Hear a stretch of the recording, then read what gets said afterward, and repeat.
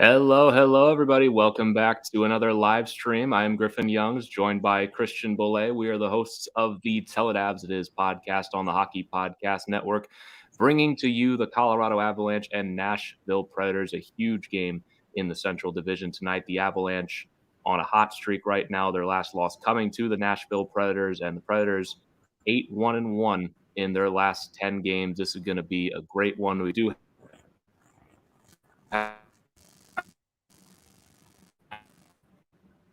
have to start with a little bit of a disclaimer, as you might see. A lot of judges here. Or am I freezing out too? Looks like I'm okay, but nope, just me, man. Just me. Well, my computer looked frozen. It's just me. Second, but yeah, a lot of internet outages in Colorado today. We found out about this 45 minutes ago, so please forgive us if things get a little dicey. I should be fine. I don't know what that was just about with my connection. We didn't have any of that on the pregame stuff, but we're professionals, allegedly. We can roll with it and do what we can. So I'm looking forward to this game very much. That's live YouTube's, Griffin. That's live YouTube, man. Yep. I'm looking forward to this game very much. I mean, the Predators, that was our last loss even coming before the break, a 5-2 loss. I think it's going to be a big game. Central Division. I mean, it's gonna tell me a lot about Nashville, at least if they're for real. I mean, the Avalanche minus Landeskog, minus Helm, minus Byram, but not nearly as bad as last time we played them. Let's take a look. Why don't we get to some of these comments here and see who is joining us. As always, we've got Jacob joining us. We've got Jared Brown joining us. Thank you all so much to everyone for coming out. Hockey Legend 2012 joining us for this one too. Front Row Productions, hockey's biggest fan. Good to see you all once again. I believe Neil is doing one tomorrow from what I can recall, but don't quote me on that. We've got Cole saying go Preds. Hey, we don't discriminate here. We appreciate that you are here with us at all. We love it. Fagio, good to see you again, my friend. Front Row Productions. And Predators suck. Great name. Let's go Avs, of course. Elegantly Wasted, thank you for joining us. Love the profile pic. Front Row Production, always good to see you guys. We're going to have to play it by ear a little bit with this stream because of some unexpected technical difficulties. It might just be me every once in a while cutting in and out. But Christian, we promise he's doing his best there. It's not his fault. All of a sudden, your internet cuts out. You got to go somewhere else for better internet connection. Completely out of his control. But we are still waiting for puck drop here. It is about a minute before they start the broadcast here. Probably about 10 minutes away. Look at the profile pic. What's this, Sally? I don't know, Annie. We're Predators fans. Love it. No cups. I mean, it's been a while for the Avs, too. I feel like at a certain point, we can't really brag about it all too much. Christian's trying to work on his stuff right now. But as I was saying earlier, I think this is going to be a real good game between the Avs and the Predators. These two teams, they always just seem to have entertaining games, even since their playoff series back in 2018. And it looks like it's just me at the moment. We'll get Flash Score up and running back in a second. Like I said, some technical difficulties to start off the stream so far, but we'll play it by ear. We'll do our best, we promise. And Christian's saying the internet just went down for him there. So we'll have to see where this goes in a bit. But broadcast is starting for Altitude Sports, probably about 10 minutes away from puck drop. Jacob saying go Vegas. Yes, we will have a Vegas stream coming later tonight, as I'm sure you're aware, as the Golden Knights take on the Toronto Maple Leafs. That should be a very fun matchup. Obviously, the Avalanche with the 4-1 comeback over the Maple Leafs just a couple of days ago. We'll see how that momentum carries over for both sides, as the Avalanche, fresh off of a 4-3 win over the Seattle Kraken just last night, now hitting the road to play the Nashville Predators. If I had to give a score prediction for this one, I think this is going to be a pretty close game. I'm gonna go identical to last night. I'm going to say 4-3 Avalanche win it.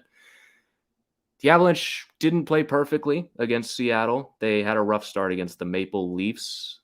There's always a possibility that could carry over for tonight, but we will see. Nashville's been playing well as of late, too. See, Jacob, of course, been in this one and the Vegas one. That one's starting in about 2 hours, I believe, since it's in Vegas. Starts at 10 o'clock Eastern time. Toronto Maple chokes, as we all know and love them by, of course. Was that their 6th 4-1 blown lead since 2013? These 4-1 lead that they've blown completely. Not a fun time to be a Maple Leafs fan, if it's ever a fun time even. But thank you all so much for joining us, and you might have to stick with us a little bit on this one here. Christian trying to figure out internet problems at the moment, and he's the one that usually runs Flash Score, and unless I can find a way to get it up without rebooting my Google Chrome, which is what it was telling me to do, then we'll just have to figure that one out as we go. But right now, still waiting for the puck to drop between the Colorado Avalanche and Nashville Predators. Donnell, we're working on some stuff right now. Bit of technical difficulties with the internet with Christian and the Flash Score at the moment. So right now, it's just me and my handsome face at the moment. You guys get to see me up close and in personal detail. But how's it going with you, Donnell? Always great to see you. Thank you so much for joining us.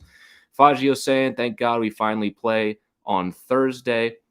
And if I'm remembering correctly, Fagio, you are a Jets fan, right? That's Cole Perfetti in your profile picture. So, yeah, and yeah, I'm pretty sure you had fun when the Avalanche played the Jets the other night. 7-1 win for the Avalanche in that one. Oh, man, still waiting for the puck to drop here. As I was saying earlier, I think this is going to be a pretty fun game between the Preds and the Avalanche. If history's any indication so far with this season series, got the Avalanche with a 6-2 win in their first meeting against the Predators and a 5-2 loss in their second matchup right before pretty much things got shut down for about 2 weeks. And the Avalanche missing Makar, missing Kemper, just a few minutes before puck drop happened. The Avalanche allegedly elected to play the game. Still a lot of fuzzy details as to how that happened, but we will see where it goes tonight. Don't say I'm at work right now, wondering where was the scoreboard, but you can still see comment. Yeah, so unexpected technical difficulties with the Flash Score. Usually Christian has that up on his side, but as we were saying earlier, Christian is dealing with internet outages in Colorado, just all of a sudden out of nowhere, internet cutting out. It's not specifically him. He's texting his neighbors. They're dealing with a lot of the same thing. Just suddenly, an hour before we were going to do our live stream, internet completely cuts out. And he's usually the one, like I was saying, that does run the Flash Score. And if I were to bring that up, because we didn't realize it was going to be a thing until 5 minutes before we started, I'd have to restart my entire laptop. And that is probably not very good for a stream. So we're figuring it out as we go.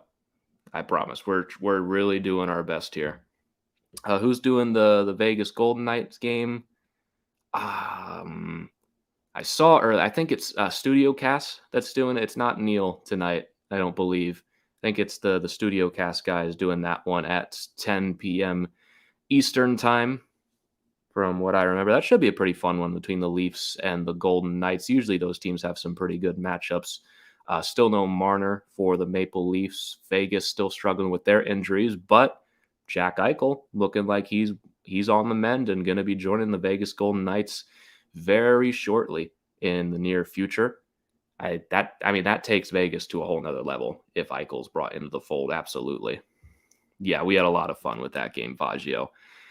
And Scheifele scored the first goal before I could even sit down and watch it. Ever since then, it was purely all Avalanche. I mean, we talked about it a little on the last episode, but yeah, pretty fun game for the Avs. And for the Jets, it's been a real rough season for Winnipeg. I'm not really sure where to put them right now. I want to think they make the playoffs, but there's only so many playoff teams, and if Nashville is going to be a team that gets into the playoffs this year, that's just one less spot available for Winnipeg to sneak in. How do you feel about COVID really killing the NHL with a lot of postponed games, less than the NBA and NFL?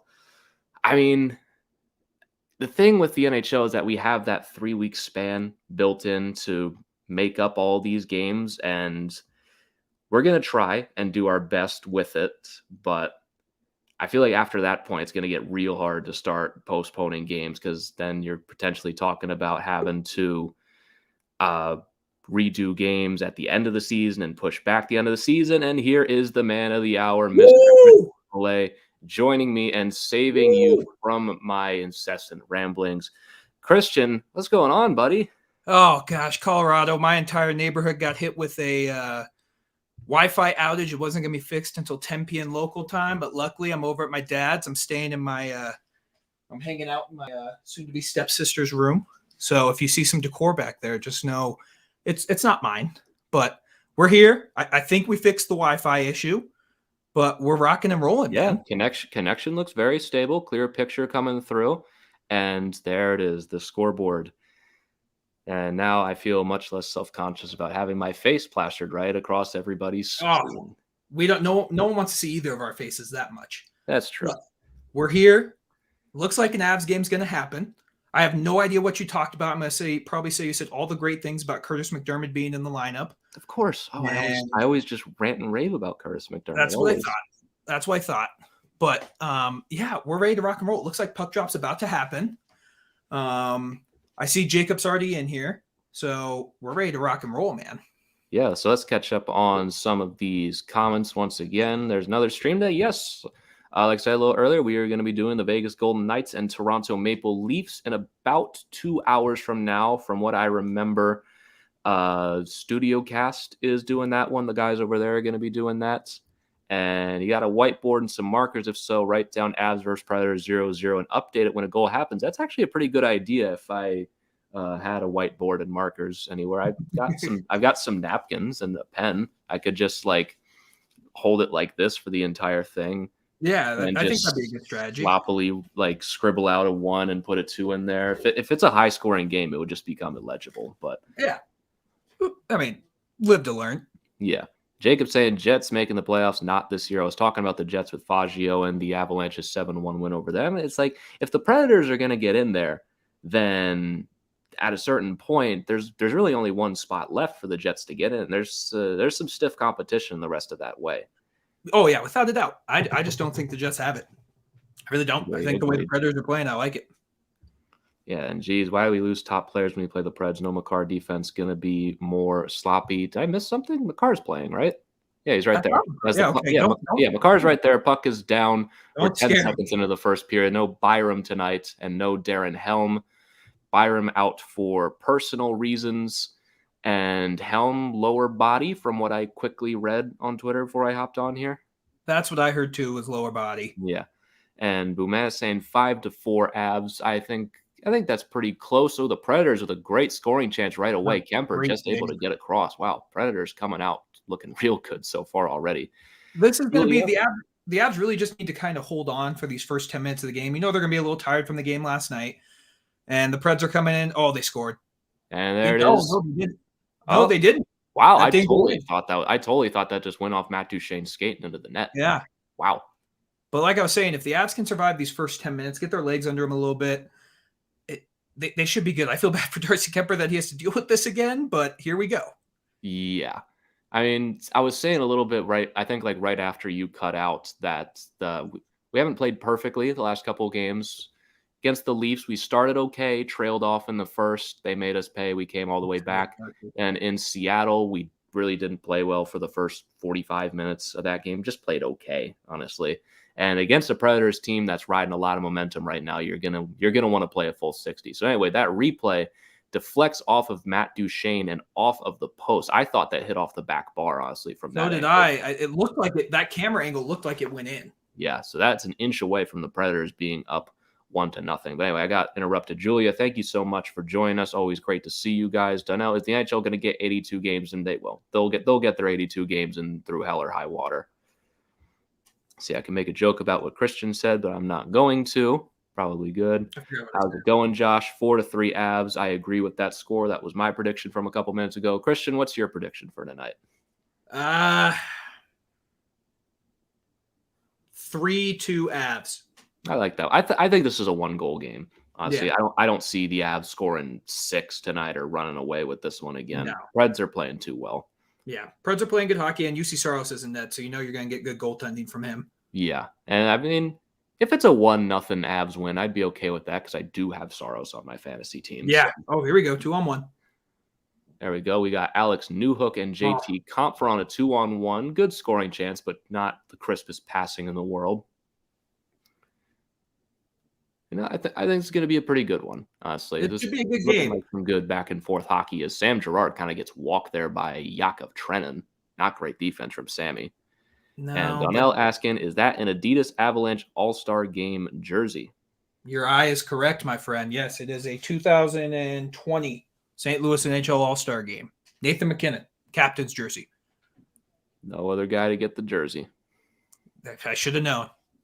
See, and Rask is back. Tuukka Rask signing a 1-year, $1 million contract with the Boston Bruins today. Don't know how that's legal that he's been practicing and playing with them the entire time, but it's legal. And the Bruins now have 3 very good goalies to play with for this season. Oh, Pred scored. And the Predators do score. That is Tanner Jeannot, number 84, getting it through Darcy Kemper, 1-0 Nashville with 17:28 to go in the first period. Not the start the Avalanche were wanting, but kind of the start I was expecting. Just judging how this game was starting, it seemed like that was going to happen. I mean, Yeah. Preds have been on it to start this game. Yeah, so it looks like that shot hits Jack Johnson in front. Or no, that's Eric Johnson in front. And Jeannot picks it up and sneaks it right underneath the forearm of Darcy Kemper to give the Predators a 1-0 lead. Not good. Not good. Not good. Not good. Bumaya's saying, sorry, I thought I heard you say he was out. I might have, honestly. I was panicking without Christian. Brought me back to my old days of doing the podcast by myself and realizing mid-sentence I have no idea what I'm doing. So I might have said that. I don't remember saying it, but I perfectly well might have. Yeah, it happens, man. It happens. It happens. No, what other comments we got, man? What do we got?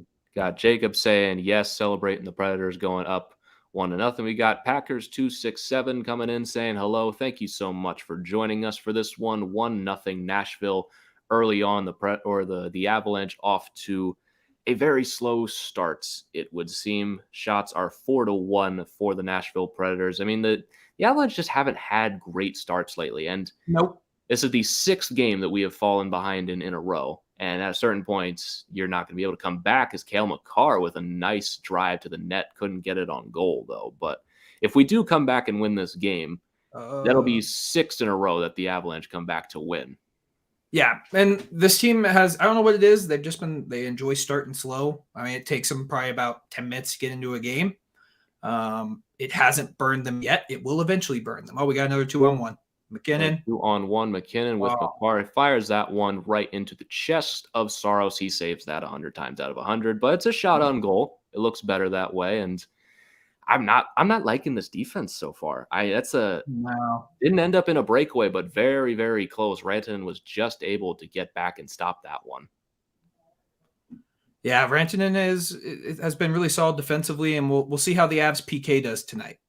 Yeah, no Darren Helm. I know we were complaining about him a bit on the last episode, but that's still a big piece of the personnel, and the penalty kill still going to be out. And if history's any indication, the Predators are at least going to get one more goal tonight when they go on the power play, because the Avalanche have given up at least 1 goal on the power play in their last several games. Yeah, that's been the one glaring weakness for me for the Avs right now, has been their penalty kill. Yeah. Watching a replay of that, I get McKinnon's trying to shoot there, but I think Taves is open on that back door. I think that'd be a difficult pass to get through with Roman Josi on the back check too. I think you take the shot and just hope for the best. That's good defense from the Preds. Yeah, maybe I'm just thinking McKinnon can do anything. Yeah, I mean, more often than not, you're right. He can. See, hey boys, you want to talk about them overrated Oilers? I would love to talk about the Oilers. They're my favorite thing to talk about sometimes because they're just so poorly run. Did you see any of the Ken Holland quotes today, Christian? I did, that they're not willing to trade any of their top prospects or first-round picks. They think the answers are in the building. Yeah, the answer is in the building. That's very true. Connor McDavid and Leon Draisaitl are and have always been the answer for this team, but that's kind of the problem, isn't it? Is that no one else is really capable of doing anything on that team, and they still don't have a goalie. Yeah, I mean, they should trade for one right tomorrow. I don't know if I saw any, if it's true or not. I heard they're considering signing Evander Kane. There's smoke, and where there's smoke, there's fire. There's no like official rumor, but you did have Ken Holland saying that he believes in second chances, and in the case of Kane, was it's like his 9th chance. He gets like 3 more. Hang on, we got penalty here. Who is it on? Power play coming up. Not entirely the sure Avalanche. And Dante Fabro goes to the box. 2 minutes for interference on Alex Newhook. That's, I mean, technically, I don't know if I would call that, but hey, I'm not going to complain, man. I'm not going to complain. I just don't think if Newhook doesn't fall down, I don't think that's a penalty. Hey, Newy, love the guy. Love him. We'll take it. He was buzzing last night, man. Yeah. And so, do you guys think the Adidas away white jerseys are hard and rare to find? I think more often than not, yeah. They are, because I'm still waiting. I ordered a Bowen Byram one, and it still hasn't shown up. I ordered it November 27th, and it still isn't here. Yeah, it's probably our favorite story to tell on the podcast, that you still have not gotten the Byram jersey that you ordered when Byram scored a goal that one night. And against Anaheim. There's just such a shortage of jerseys that they just simply have not done anything with it. You ordered this a month before Christmas, and it's going to be here in like March. Yeah, probably at this point. It says it's supposed to be here January 21st. That is we shall see. Probably a lie. See, there was a big fight in my preseason game today. Love it. You love to see it. I work for my my local college called the college hockey games there. There hasn't been any fights. There's been a couple big scrums, but I've never seen anybody drop the gloves there. That's surprising. Usually college hockey, there's a lot more fights. Our college hockey, it's I'd be more inclined to call it club, honestly. Fair. I've told you the stories of the team. Yeah. They're not great. I love everyone on that team, but they're a little bit more the Mighty Ducks at the beginning of the movie. Are they going to get to the Mighty Ducks at the end of the movie? I certainly hope so. We're about halfway through the season at this point. We have a grand total of 1 win, as Comfer almost gets that deflection in with 35 seconds left on the power play. The Avalanche still looking to even this game up at 1. Maple Leafs media asking, Avs coming back tonight too? I certainly hope so. I certainly hope so. I'd love to make it 6 comeback wins in a row, but Nashville's playing well. We've spotted them one here early.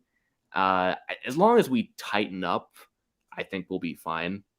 Yeah, ever since the Preds have scored, I've liked what the Avs have done. Yeah, to be fair, we spent most of that time on the power play, and our power play is very good. But we will see as Taze just has that one blocked, and it'll go up and out of the zone. We were texting a bit during the Kraken game last night that even when the Avalanche were down 3-1, we're like, we're still going to win this game. Yeah. Like, we're not playing great, but if we turn it on for even a little bit, we'll be ahead before we know it. And that's exactly what happened. Yeah, that third period, the Avs dominated. I got to give the Kraken credit last night. They played a fantastic game. Yeah, the Kraken looked like what I expected them to be coming into the season. Exactly. Because they've just been kind of pedestrian this whole year. I thought they would be a very strong defensive team, and Grubauer played great for the most part. Yeah, he was awesome last night.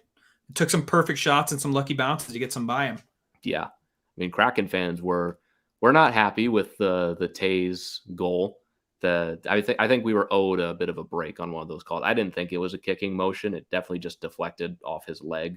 But yeah, I thought so too, but they kind of got, you remember the first game of the year, their first game of their history, they had that one with, I think it was Chandler Stevenson of Vegas. Yeah, it's one I referred to when we had the Tyson Jost thing against the Blues at the beginning of the season. So, it's that one was at least consistent with the rule. If they called that one back, then there's just no meaning to the rule. Yeah, no meaning. Yeah. No meaning at all. Man, saying I feel bad for the Oilers fans. I do too. I feel really bad, especially for Connor McDavid and Leon Draisaitl. It kind of hit me today. Leon Draisaitl's 26 already. That's crazy. He's getting into his prime. He doesn't have forever. So if the Oilers are just going to be like, year after year, yeah, we're not really going to do anything. Like, how long until he requests? We all talk about McDavid. How long until Draisaitl's like, screw this, man, I'm out of here? I really I don't know what they're gonna do. I really don't. Like, I I can just tell you don't what know they're going to do. Nothing. They're not Yeah. going to do anything because that is the Ken Holland special because he has been riding off the coattails of a super Red Wings team that he, for the most part, did not build and has rid that momentum for his entire career. It's not a bad strategy, and then he gets Connor McDavid and Leon Draisaitl. Good And has save for done Kemper right there. precisely nothing with them. Kemper with that save, 11:58 to go in period number 1, 1-0 for the Nashville Predators as we go to a commercial break. Tanner Jeannot with the only goal so far of this game. Get back some of these comments. When I watched the highlights of the Wild Bruins, shocked it was on regular ESPN last week, and Thursday it will be Flyers versus Bruins on Thursday on ESPN. Just to let you guys know, yeah, me and Chris were talking about that while it was happening. I'm surprised it took so long to get on regular ESPN. I can tell you why. Well, enlighten me. Football season. That's true. Football season.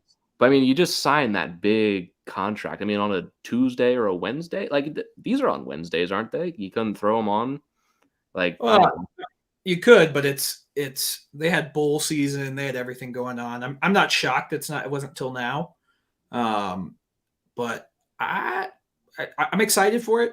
I think it's good that's gonna be on ESPN. I hope it gets a whole new demographic of people watching it. I personally have been more of a fan of the TNT broadcast than I have of the ESPN broadcast. That may just be me, but I personally have been more of a fan of the ESPN ones. I don't like the score bug. I don't like the ESPN score bug. It's very boring. Yeah, TNT's isn't much better, but yeah, I don't know. Like maybe it's just I got used to the NBC one, the old one, not the one they used in the playoffs last year. I like that one better. It just looked better. I agree. They'll work it out, but personally, I'm leaning more towards TNT. Yeah. See, Little Perk 30 saying Vegas going to lose. I mean, it's going to be a pretty close game. I mean, Toronto, we might have been able to come back against them, but I still thought the Leafs played well. We also have to consider that the Leafs had played 3 games in 22 days or something that I saw. Yeah. I think they were understandably a little gassed, and the Avs took full advantage of them. Of all the 4-1 leads the Leafs have ever blown, I think this one was the least embarrassing, honestly.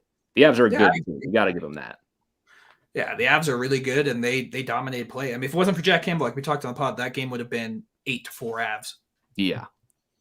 So I don't know. I mean, Toronto, they might have their legs under them for this one, and Vegas still missing Max Pacioretty, going to be getting Jack Eichel back sometime in the near future, it seems, but practice for the first time today. Yeah, I'd give that game a coin flip, honestly. I wouldn't be shocked if that goes to OT.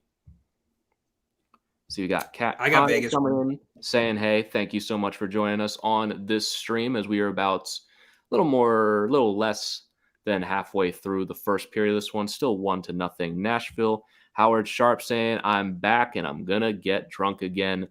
Excellent strategy, my friend. You do you, man. You do you. All right, shots on goal so far in this one. Nashville 6 and Colorado 3. Nashville had control in about the first 5 minutes. The Avs have battled back recently, having a power play that they were unable to convert on. As Nashville, they've got some good aggression going here tonight. I really underestimated the Predators coming into this season. And even when they were on their big win streak, I just kind of was like, yeah, they're going to taper off. I don't really buy it. But they've kind of just kept winning. And even if I'm going back on the power play, sorry, Griffin. All right, I'm plenty happy to be interrupted by another power play. Avalanche's power play has been outstanding recently. Even in the Leafs game where they didn't score, it looked very, very good. Yeah, I thought last night's power play wasn't the greatest, so hopefully it's back to what it was looking like with Toronto. Yeah, I keep forgetting the Seattle game happened. It feels like it happened 3 days ago. I feel like I keep referring to the Leafs game as the last game. I don't know what that's about. Because our brains are dumb. Yeah, I'm just not very smart. See, the recent white jerseys that I got of my local Metro team in the New York metropolitan area, Rangers, Islanders, and Devils. I mean, they've got some pretty good white jerseys, I would say. Which ones? The Islanders? The Rangers, Islanders, and Devils. All of them. Oh, yeah, they're solid. See, we got Hockey Legend joining us for this one. always good to see you again, my friend. Jacob saying he'll be back in about 20 to 30 minutes. Probably going to be missing him for most of that Vegas game as the Avalanche getting some good looks on the power play. Kadri digging for it in the crease. Nashville, understandably, does not like him very much. But about 25 seconds into the power play, we're getting some good looks. I like how the power play is looking. You can't score on all of them. This one's looking a lot better than the first one, in my opinion. I would certainly agree. Howard saying it was hell last time. And Kat Connors asking, what do you think about the Islanders? The Islanders, they're an interesting team. I feel like they dug themselves too deep a hole to get into the playoffs this year, but I still take them very seriously, if that makes any sense. I think they're going to make a push towards the end of the season, but the East, I think, is just too good. Like the Bruins might get the second wild card and still be a Stanley Cup contender. It's too deep a field, I think, for any other team to break in at this point. Next year, I think, is a different story for them, but we'll see. I mean, the Islanders, we both know they're a really good team. They're a veteran-laden team. They had that 14-game road trip to start the year? Yeah, and then they lost like their first 7 games at home. Yeah. So I think they dug themselves too big a hole, but I agree. They're a good team. Like, they're going to continue to be a good team. Yeah, I think next year I'd have them getting so many shots blocked. Yeah, the Predators are getting everything, and they're getting plenty of bodies in the way so far, and the Avalanche are looking good, but Nashville, they're playing some real strong defense. Yeah, they're blocking a lot of shots. I got to give Nashville credit. So far, so good. Howard saying, I was destroying and puking while watching, but it won't get that bad again. I mean, hey, whatever floats your boat, man.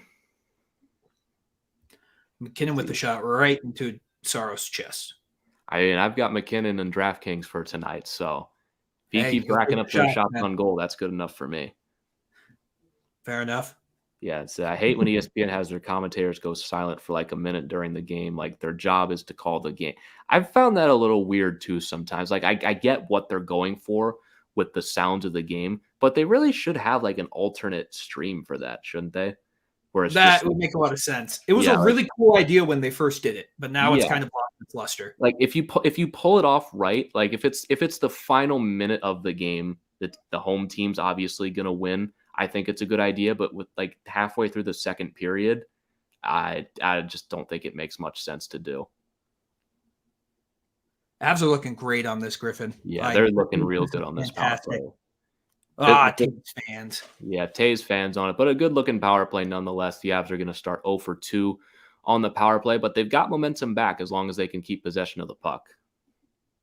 Yeah, that was a really good power play. A lot of good puck movement. Predators were blocking a lot of shots, so give them credit, but I really like that. Yeah, Donnell's saying, I will say that both the Adidas Islanders and Devils away jerseys are kind of hard and rare to find, even though I went all out to find. Yeah, away jerseys are always much harder to find than home jerseys, especially right now, as I'm sure Christian will tell you. Yeah. They're just nowhere. I don't know why the away ones are so hard. I don't know why it's so hard to find white fabric. That seems like it'd be the easiest one to find. I mean, you would think, but who knows what goes on at the warehouses. See, Kat asking if we are going to watch the NFL playoffs. I mean, always. I watch any kind of playoffs, but especially going to watch the Bills and the Patriots. I think that's the game I'm looking forward to the most. Oh, I'm looking forward to Cowboys 49ers. Really? Interesting. Yeah. I mean, I get it, but I mean, Bills and Patriots, I think that's going to be a must-watch game. Yeah, both. I mean, all of them are must-watch games outside of the Kansas City-Pittsburgh one. Because Pittsburgh. I'll watch it to watch the Steelers get crushed. I would love that, but I mean, fair. Tampa Bay and Philly is okay. I mean, I think that could be an upset just because Tampa Bay is so injured. Actually, I didn't even think of that. That could be true. I mean, Cincinnati, Oakland, it's okay. I mean, it's an okay game. Would have preferred another team in there other than Oakland. I mean, I don't mind Oakland. They're just kind of boring. Well, it's Las Vegas. I just called them Oakland. Like you did. They're Vegas Raiders. Not even used to that yet. Come on, man. But yeah, we'll be watching. Yeah, I'll definitely be watching. Donnell Essen, I think the Adidas Rangers away jersey is not hard to find. That doesn't surprise me. The Rangers are always a good selling jersey. For a top market team like the Rangers, they're always going to have their jerseys out there for everyone to find. Yeah. I mean, and their jersey is one of the best in the league. Yeah, it's clean. It's simple. I mean, what can you even really say about it? It's kind of boring. A little bit. It's kind of boring, but like that's like the Yankees jerseys are boring, but they're iconic, you know? Yeah, that's fair. That's fair. What we got there? LOL Tampa 5-0. Tampa's beating Buffalo 5-0. Are they? I checked and it was 2-0. I hope Kucherov has plenty of goals. Yeah, they got 4:42 left in the second period. It is 5-0 for the Tampa Bay Lightning.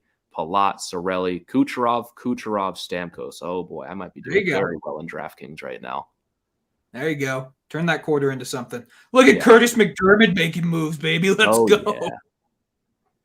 He almost scored last night, man. He was close. He's going to score eventually. Look at McDermott just battling along the boards in the 3 minutes a game that he's going to play today.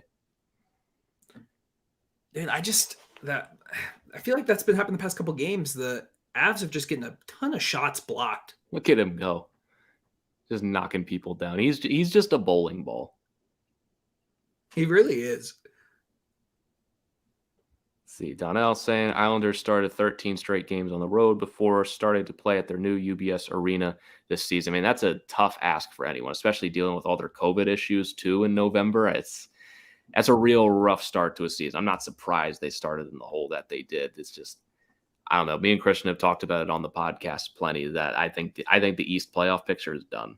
Like, I don't think anyone's getting in at that point. Boston's the last team in. The Rangers are in. The Penguins are in. The Caps are in, Hurricanes are in, Panthers are in, Lightning are in, Maple Leafs are in. I don't see anyone getting in or out. The only team that can maybe make a move is Detroit, and I think they've kind of fallen off, but that's the closest team to a potential. Yeah, I mean, they hung around for so long just because they had played so many more games than the Bruins. I think they're a 500 team, which is more than I expected them to be at the beginning of the season, and maybe next year playoffs could be a question, but this year they're okay. Not good enough. It's not happening this year. Enough to take seriously. I think a lot of people like the white jerseys more because they pop more. I'm always the opposite. I always like to see the colors on the jersey rather than the white ones, but I can definitely see where they're coming from. Yeah. It's Vegas versus Cincinnati, not Oakland versus Cincinnati. Yeah, I'm dumb. I know. It's a muscle reflex to say Oakland. You're showing your age. They should still be in Oakland. Yeah, you're showing your age a little bit there, man. Yeah, my old age of 21. See, even though Tom Brady is the greatest football player probably in history, but I just feel like he just needs to retire. I mean, tell him that. I mean, the guy just doesn't stop. He's not going to. No. As Lil Perk says, no, Brady doesn't need to retire. They won the Super Bowl last year. More rings. I mean, ask anyone. There's no such thing as too many Super Bowl rings. You might as well fill out both hands. Yeah, I mean, why not? Why not, right?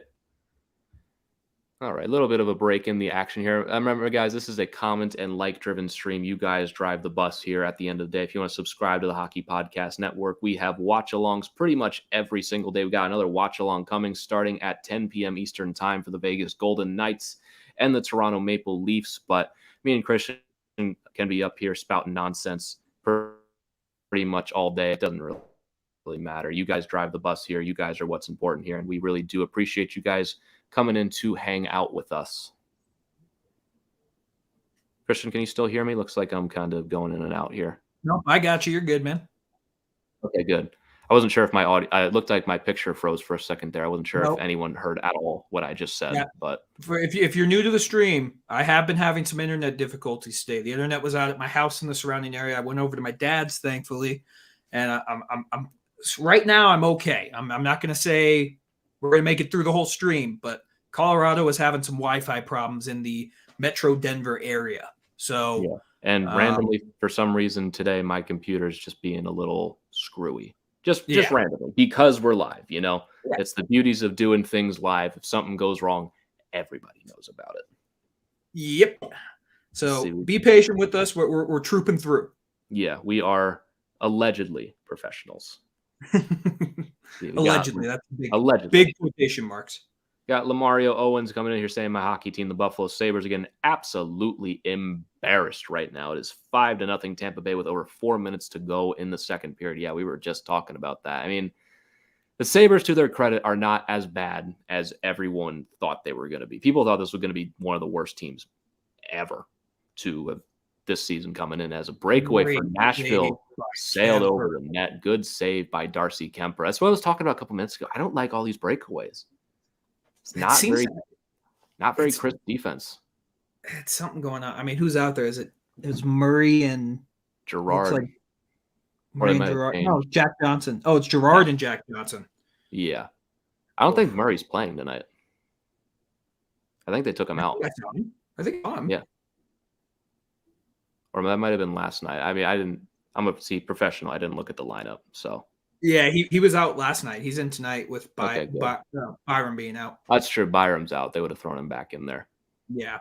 See, Donnell saying the 4 teams that won't go on the NFL playoffs is the Buccaneers. Don't want Brady to win their title. Also, Patriots, Cowboys, and Eagles. Jets and Giants division rivals. I mean, those are some pretty good teams that won out of there pretty early. I'd have no problem if all of them were out in the first round, honestly. Yeah, Especially me the too. Steelers. I would have no problems. Yeah. Bucks losing to the Eagles would be very funny. And the Cowboys losing in the first round would be very funny. Patriots losing to the Bills. I mean, I kind of like the Bills. I'd like to see the Bills win that game. And I mean, well, you're going to have to pick one between the Bucks and the Eagles, which lesser to. I think it would be funnier to see the Eagles win and then lose to like the Packers in the next round.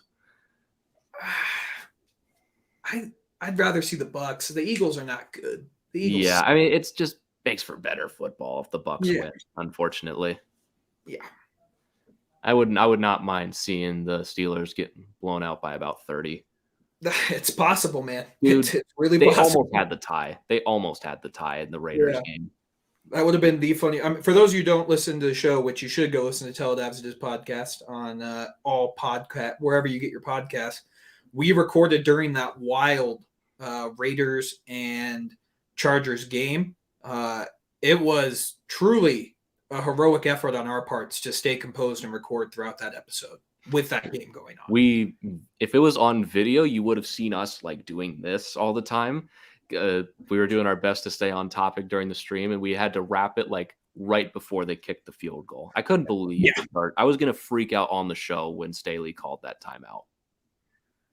It was bad, man. It was bad. It was the secret. I don't have to always talk hockey. We watch other sports too. Yeah, I watch some football and what else do I even watch? Football. Mostly hockey. Yeah, 99% hockey because football's only on a couple times a week.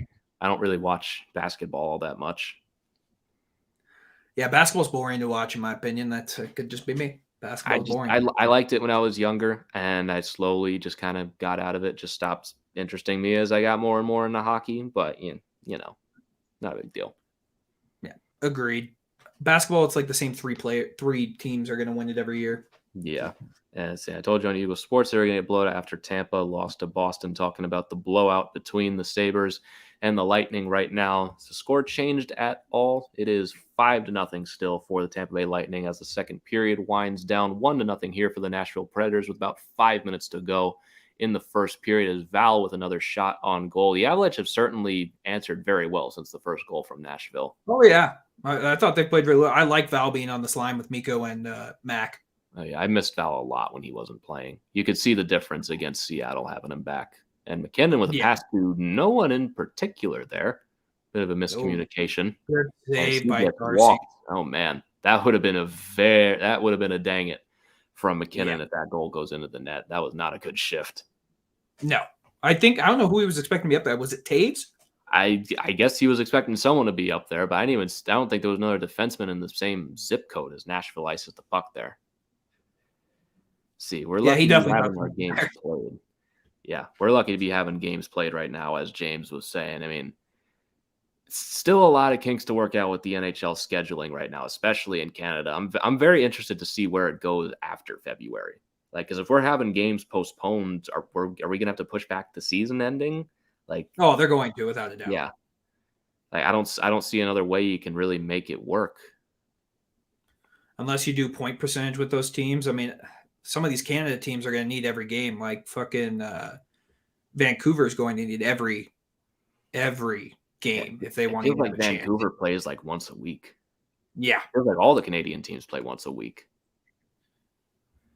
Speaking of Canadians, Lamario saying, I mean, we're doing better than the Canadians.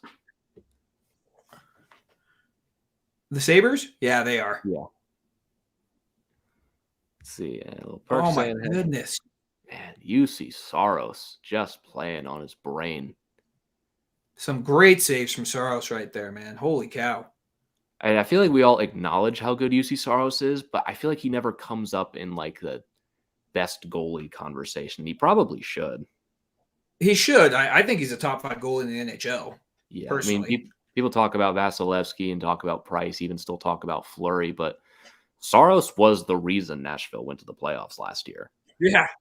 He should have been a Vezina finalist, in my opinion. Like, I'm biased towards Gruby last year, but it should have been Saros. Yeah. Man is saying go Cowboys. Then saying, I'm going to say, as a local fan, that the Rangers really didn't get hit hard with COVID and have been healthy. Meanwhile, the Islanders and Devils have been hit really hard by COVID. I mean, it just depends on your luck. I mean, the Avalanche, we got hammered with it pretty hard in mid-December, and some other teams got off real easy. I mean, Canada, obviously, they're not having a good time. As James is saying, Jets had a few players with COVID. Next game in Detroit. It's like you're saying with the Canadian teams, it feels like they only play like once a week. Yeah. Well, it's because they get all their home games postponed. Yeah, it's just not fun. So we got Espen coming in here. Good to see you, my friend. Thank you for coming in and hanging out with us for this stream. And I could see a lot of COVID problems with games in March and April. Yeah. I mean, we thought in November we were going to be past this at this point and just slowly start to move on with things. Then Omicron came along and just shut everything down for the most part. Yeah. And just shut everything right back down again. Not fun. Yeah. I mean, every team is better than the Habs. That's actually very true because unless it's changed, points percentage wise, the Coyotes are better than the Montreal Canadiens, which is very sad because the Coyotes are literally trying to be the worst, and the Habs just went to the final. I swear to God, if the Habs get the number 1 pick, I'm going to be so pissed. Yeah, I mean it's going to be in Montreal, so I don't think they'd be very upset about it. I don't know. Montreal's had enough nice things. I'd like to see Arizona catch a break every once in a while. Yeah. I mean, I don't know. I'd rather see Arizona get Connor Bedard, honestly, like the kind of guy that can shape a franchise. I mean, we were talking about Tempe is getting cold feet about the Coyotes even right now. And that was kind of when I was talking to Sporty with Corey and Richie during the summer. They were saying Tempe was going to be the city that comes in and saves the Coyotes, but now they're having some cold feet too. So I don't know what's going to happen here. Another turnover for Nashville. A good save from Darcy Kemper. Bad play from Andre Burakovsky. Was it Berkey? Of course. Yeah. He got a couple points last night, but I wouldn't say overall he was very good.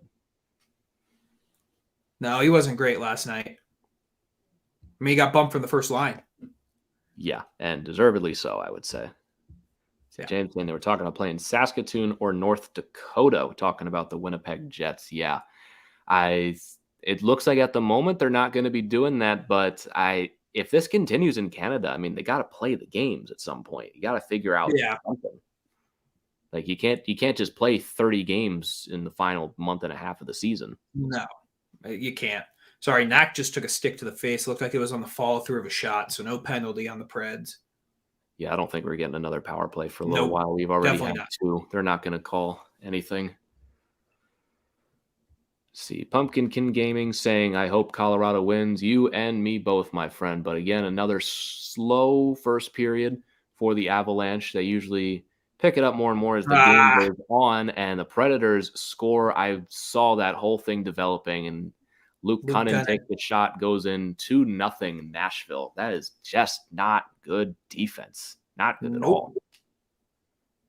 Oh, man, I'm going to have to see the replay on that. I was reading Pumpkin's comments. I looked up. I saw the play developing, and I was like, that's a goal right there. So bad play along the boards. Yossi keeps it in, gets it to Luke Cunnin, who fires it, goes through the 5-hole of Darcy Kemper. I feel like that. I have to see that again real quick, but it's a bad goal. It's a bad goal. That's something you want Kemper to come up with there. That's not a good goal to give up. Not good at all, man. You'll see the replay. Yeah, I just saw it. I don't know. I usually have the goalies back, but that's when you got to stop. Yep. And the difference in this game right now is Saros has come up with some big saves. Kemper has not. Yeah, I feel like that's kind of been the story of the Avalanche recently. Is we could have had even bigger wins. Penalty on the Avs. And it just snowballs more and more as now the Predators are up 2-0, and they're going to be either finishing this period with a power play and taking it into the second period, or making it 3-0 if they can score real quick on it. Adios mio, man. Yeah, not a good performance for the Colorado Avalanche here in the first 20 minutes as we're down to the final 15 seconds. And man, Predators might just carry this all the way into the second period. Yeah. Nope, there it is, right to the stick of Tays. 7.9 to go in the first. The Avalanche will be killing their first penalty of the game. Yeah, I can't say I really didn't see this coming. This is the emotional letdown last night of Seattle that they were able to come back from. Coming into the night against a better Predators team is just, I don't know. How's that a penalty on Newhook? I think they were just looking to give Nashville one. Tripping? Duchesne hit him. What? I wish I had an explanation for some of these calls, but when you look at it, I mean, we've had 2 power plays. Nashville has had none. So, but that was a penalty. To NHL refs, it really doesn't matter. Oh God. So Yossi with the shots turned aside as the first period comes to a close. A minute and 53 seconds left on the power play for the Nashville Predators as we get into the second period, and hopefully a much better period coming up for the Avalanche, because that was not very good. They had probably a good 5 minutes on the power play, but after that, Predators. Yeah. Some big saves by Saros, man. All right, let's catch up on some of these comments. James saying, I want Colorado to smash Nashville. I mean, I would certainly hope so. What could potentially be a playoff matchup. You want to steal one in Nashville in the regular season. Yeah. See, Jacob, what about Sabres or Coyotes? See, who do you guys think will win?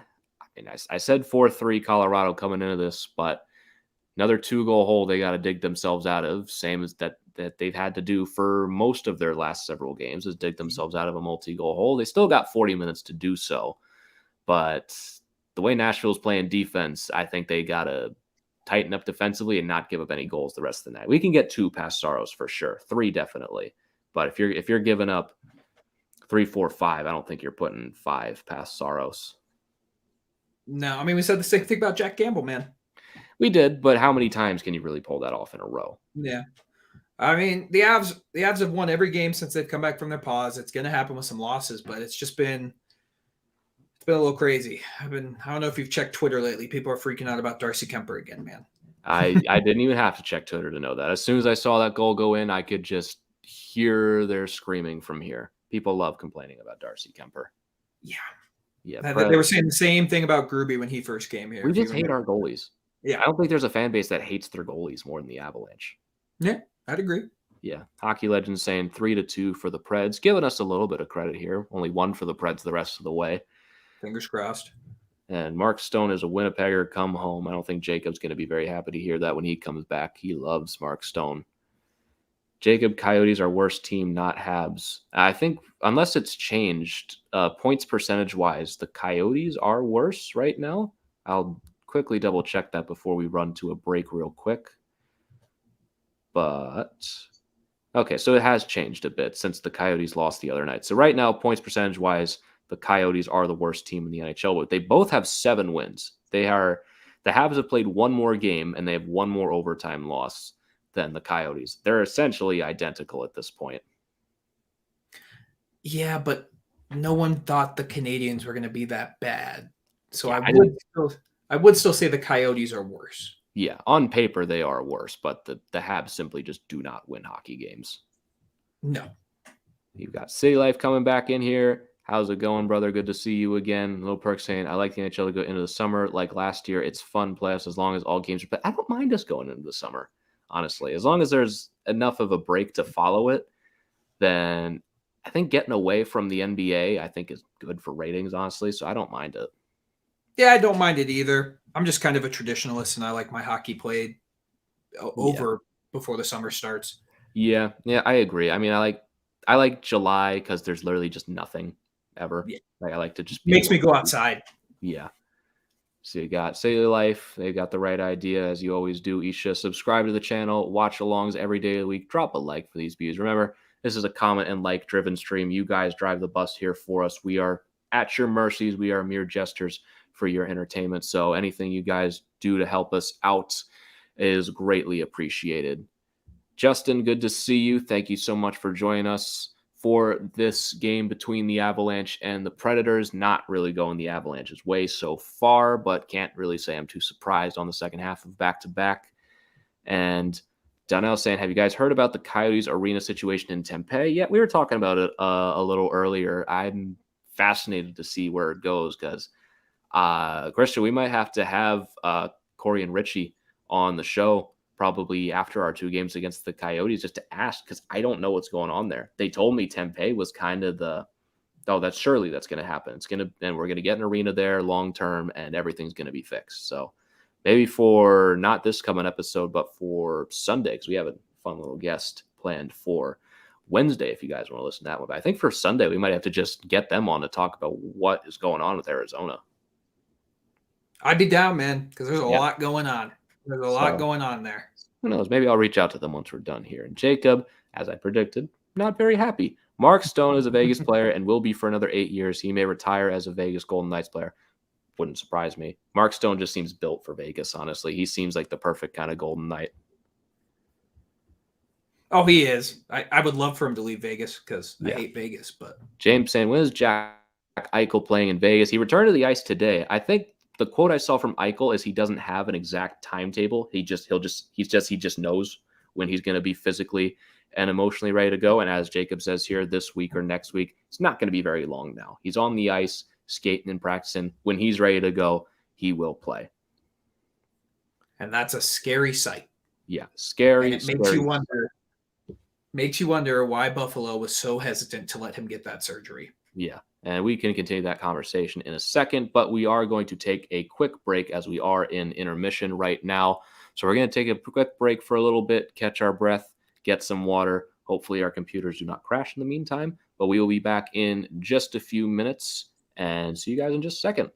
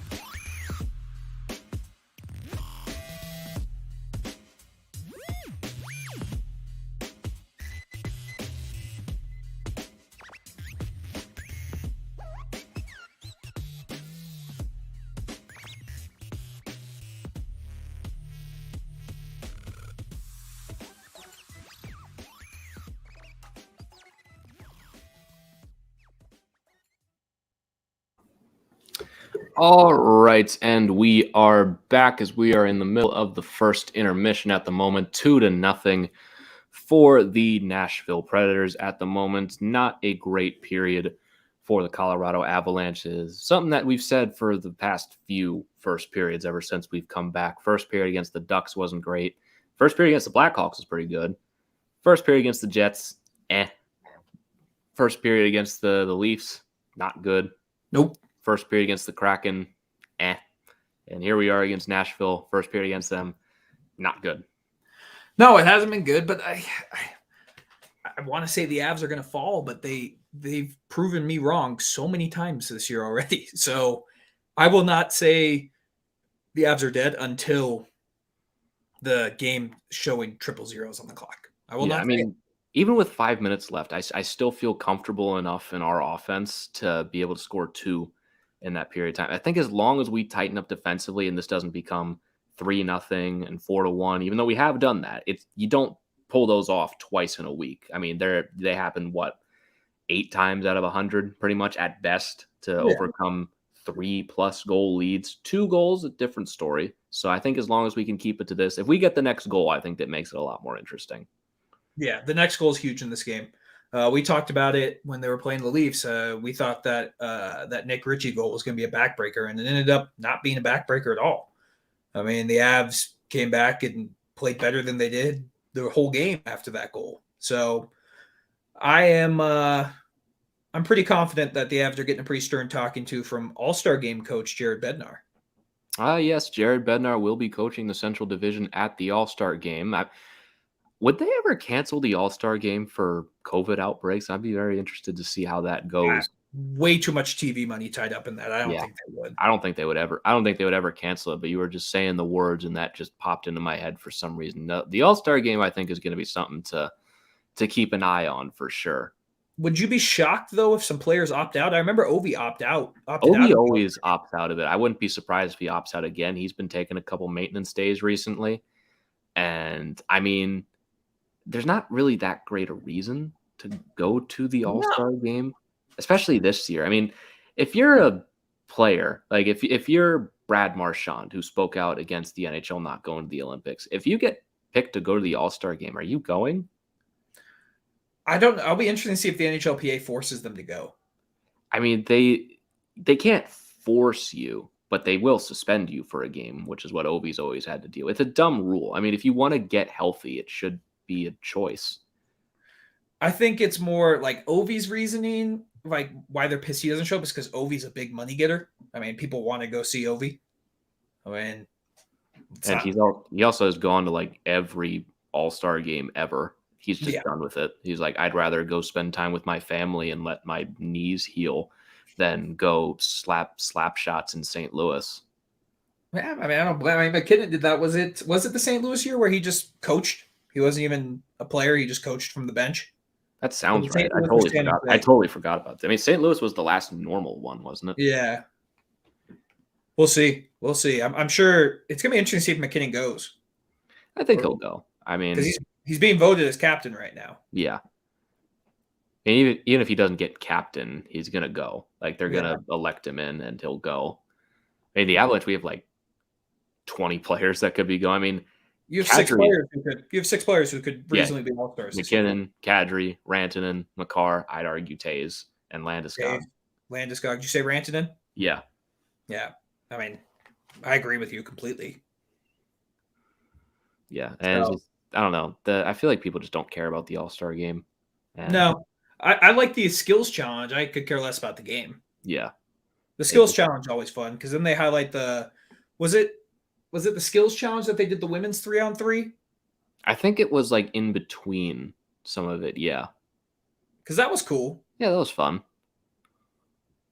But yeah, we'll see. All-Star Game could be kind of a boring one this year. The only cool thing is it is in Las Vegas. Yeah. I mean, it looks like because it's in Vegas, they're kind of doing some more fun stuff with it. So we'll see how it ultimately works out. I mean, the NHL has very different definitions of fun than the rest of us. You're not wrong there, my man. And they think fun is shootouts. That is fun, man. I don't care what you say. Shootouts are fun. Sure. They're fun to watch. They're not good for ending a game, but they're fun to watch. Yeah, sure. They'd be fun in an All-Star Game, which is why you shouldn't do it in the regular season. We'll save the tangent. Yeah. I'll save that for the podcast. Yeah. So you got Jamar agreeing with us, Avalanche coming back. I think if we get an early one in the second period, we kill off the rest of this penalty, I think we got ourselves a game. I agree. If we can get this penalty is huge. I kind of forgot we were on the PK until you just reminded me right there. But yeah, this is going to be a huge PK. You need it. There's no ifs, ands, or buts. You need it. Yeah, you need it. And James saying the player will get suspended for a game if he elects to skip the All-Star Game. So Ovi will probably be suspended for a game. And I think you're going to see a bunch of players opt out just because of Omicron and anything. Like, why would I go to Vegas right now and potentially be put in protocol for a week and miss games after I couldn't go to the Olympics? I don't owe you anything. You said I can't go to the Olympics. Why would I risk myself at your All-Star Game? There's no point. There's no unless they're gonna give you get a huge bonus for going. That's the only reason why I If you would. win, you get like a bit of money. Yeah, a little bit. I think it's like $1 million. And it's like split between everyone, which is like it's like winning $20 for them. Pretty much. Yeah. Especially for the guys going to the All-Star game. The guys making like $9-8 million. Yeah, you're not wrong. Yeah. It's a game check for some of them. Yeah. So we got Corey coming in here. Thanks for hanging out with us, buddy. Who's still waiting to get the second period up and going again. Actually, I could probably just check the clock on NHL, see when they're going to be starting it. And of course, there isn't one because why would you make it convenient? I got 3:39. 3:39 left to go until we can start the second period. You think they would just put it on the website, but I guess that's just too easy. You're asking way too much, Griffin. Too easy. James saying, I love the hardest shot competition. I kind of like that one. Just my only thing about skills competitions is that like Shea Weber is not going to be there and like Chara is not going to be there. So it's like it's the hardest shot out of everyone there. So it's not really the hardest shot. Like Ovechkin, like John Carlson won it one year, which is Did he really? Yeah. I did not know that. Well, because no one really counted it because like where's Chara, where's Weber, where's Ovi? Like you're missing like 5 guys with the hardest slap shots. Do you still think Chara has one of the fastest ones? Not anymore, but a couple years ago, you could make the argument that he might still have it.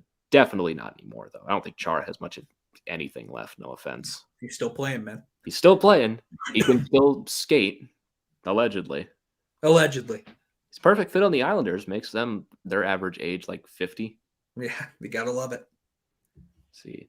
Of course, Jacob's saying shootouts are so fun. Okay. In a vacuum, shootouts are fine. I would watch a shootout for fun. To decide a game? Absolutely not. No. Although some of the most electric moments, I mean, I think back to TJ Oshie in the Olympics, Troy Terry in the World Juniors. Some of the most electric moments have come from shootouts, man. Well, because they have to. Like at a certain when overtime ends, something has to happen. Someone has to win it at a certain point. Wouldn't you rather just have them play the entire just until someone scores, the true hockey finish? Yeah, play in overtime. Especially for the Olympics. I mean, like shootouts to decide gold medal games, like that sucks. That's terrible. I will hear no argument on that. Regular season, I'll hear an argument. Like imagine if we started doing shootouts in the playoffs. God, no. That'd be horrible. That'd be hilarious, honestly. It would be pretty funny, but it'd be funny because I would hate it so much. Yeah, you would go postal. I would. What was it? Didn't the Caps and Bruins have like a triple OT game last year? Double. Yeah. Luckily, the Avs didn't have any of those. Yeah, we had we had 2 overtimes against Vegas, and we went 1-1. They were over pretty quick. I think the longest one was 3 minutes, and that was the one we won. Yep. Dude, this is totally off topic. I don't know if your ESPN Plus does the same thing. Have you been seeing that stupid cologne commercial just like 12 times tonight? Yeah. I don't even know what it is. I look at it, I'm like, what is this weird crap? Why is this on my TV? Why am I watching 2 naked people make out on an ESPN Plus broadcast? Like, what's going on here, man? What are we doing? Am I on the right channel? Yeah, that's what I was like. I'm watching ESPN Plus, right? Right. Yeah, it's an illegal stream. Man, they're showing it every commercial break. It is the worst. They must feel very passionate about it. I missed that on the old NHL TV. I don't know if you had NHL TV, but it would just show like that screen saying commercial break. Yeah. That's all it would show. With like them like they do that too, but they also do commercials. So like, I don't get it. I don't either. Commercials are dumb. Our brains have been broken by Netflix and Disney Plus with no commercials. Yeah. I mean, like I pay money for this. Why is there advertisements? They got to make as much money as possible, I guess, man. Much as money as possible. All right, we got 45 seconds till puck drop. All right, let's finish up some of these comments. I love NHL. Let's shoot through some comments real quick. I don't like ties in football. I like winners. I agree. However, 10 minutes of 3-on-3 would be perfect. 5 minutes is not enough. I was worried with the Leafs game that we were going to go to a shootout because like it's just not it's the most anticlimactic way to end a game I can think of. I don't disagree, but they got to figure it out. Like they got to finish the game. Yeah, so score. Go home. Yeah. You got to score. If you want to go home, like, go score. I don't get shootouts take longer. Like, for a 5-round shootout, it would take longer than just having 5 more minutes of overtime. You got to pause for 2 minutes after each attempt. Like, it takes a while. And like, it's not like shootouts just end at a certain point. They can go 20 rounds. They really good. They really good. You're not wrong there. See, wouldn't they have to be in a bubble at the All-Star game? No. They're just going to go waltz around the streets of Vegas and hope nothing goes wrong. All right. Puck's down, Griffin. Let's go here. Yeah. You sure you guys are watching the game and not something else? That's what we were wondering. I was wondering if I sat on the remote or something, but we are, in fact, watching the game. They're having some very questionable commercials here on ESPN Plus at the moment. Owned by Disney, which we should say. Owned by Disney, who are very weird. Yeah. All right. 123 left on this power play. Let's see, what is it? A Manscaped commercial? No, that would be on our show. We have the Manscaped commercials. No, it's like Chris was saying. I don't even know what it is. Like cologne or something. Yeah, it's a Dior cologne with Robert Pattinson. It probably costs like $500. Yeah, for cologne. Yeah, Avs get it clear. That was close, man. Okay, just get that puck out of the zone. We've got about under a minute to go in the power play for the Predators. I mean, you can't go down 3-0 early in this period. Good play by EJ to break that up.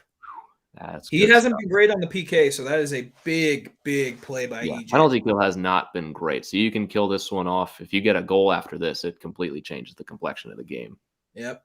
But this is where the Avs run into problem. They're really good at killing penalties for 1 minute and 30 seconds. Yeah, I mean, the Nick Ritchie goal for the Leafs, I thought they had a perfect penalty kill up until the final 10 seconds where they just lost the guy in front. This is looking eerily similar. Hopefully they can simply finish. Darcy switched puck, man. Oh, Darcy gives me heart attack. Like, just catch it. Just grab it and cover it. He drops it every time. That was a great save by Darcy on that redirect. You'll see the replay of it. Yeah. Great save. Set up by Johansson, and that is Mikael Granlund on the tap-in. Good pad save by Kemper. I mean, Kemper makes great saves, and then he lets in some stinkers, like the second goal for Nashville. He's a fine goalie, but I worry about him sometimes. I do too. I still don't think it, like the Avs fans who are freaking out saying we need to trade for Fleury tomorrow. Like, I just don't think for better or worse, Kemper and Francouz are your guys. You don't have the assets to trade for Fleury. And you have the assets. You have the assets. It's just you have to trade Newhook, Barron, or a Byram. And no, simply I will not do that. And like people treat Fleury like he's a savior. I mean, Fleury is very good, but have we forgotten his recent playoff performances? They haven't been very good. I mean, look at Darcy's stats right there. They're put on the screen: 12-1, goals against 248, and save percentage 9.916. Yeah, that's a very good goaltender. He's not the best goalie in the world, but he's perfectly fine for this team. Yeah, I mean, he's not Vasilevsky, which is fine. Like no one's Vasilevsky outside of Vasilevsky. Right, that's my point. He's not a top 5 goalie, but there's only 5 of those, so it's a very exclusive club. It'd be nice if he was a top 5 goalie, but he's not. And then the hope is that Justus Annunen can become a number 1 goaltender, and you have your goalie of the future right there. Yeah, I mean, Kemper's only on a 1-year deal, so we'll see what they do with him in the future. I'm very interested to see who's going to be starting in goal for the Avalanche next year. If we give Kemper an extension, if we give Frankie a chance somehow. I haven't looked at the goalie free agent market in a while, but we haven't had to. Yeah. Get back, Kale. Get back, Kale. Great save, Darcy. Makes another great save there. And we should mention Avalanche do, in fact, kill the penalty. So still 2-0 for the Nashville. Rarity.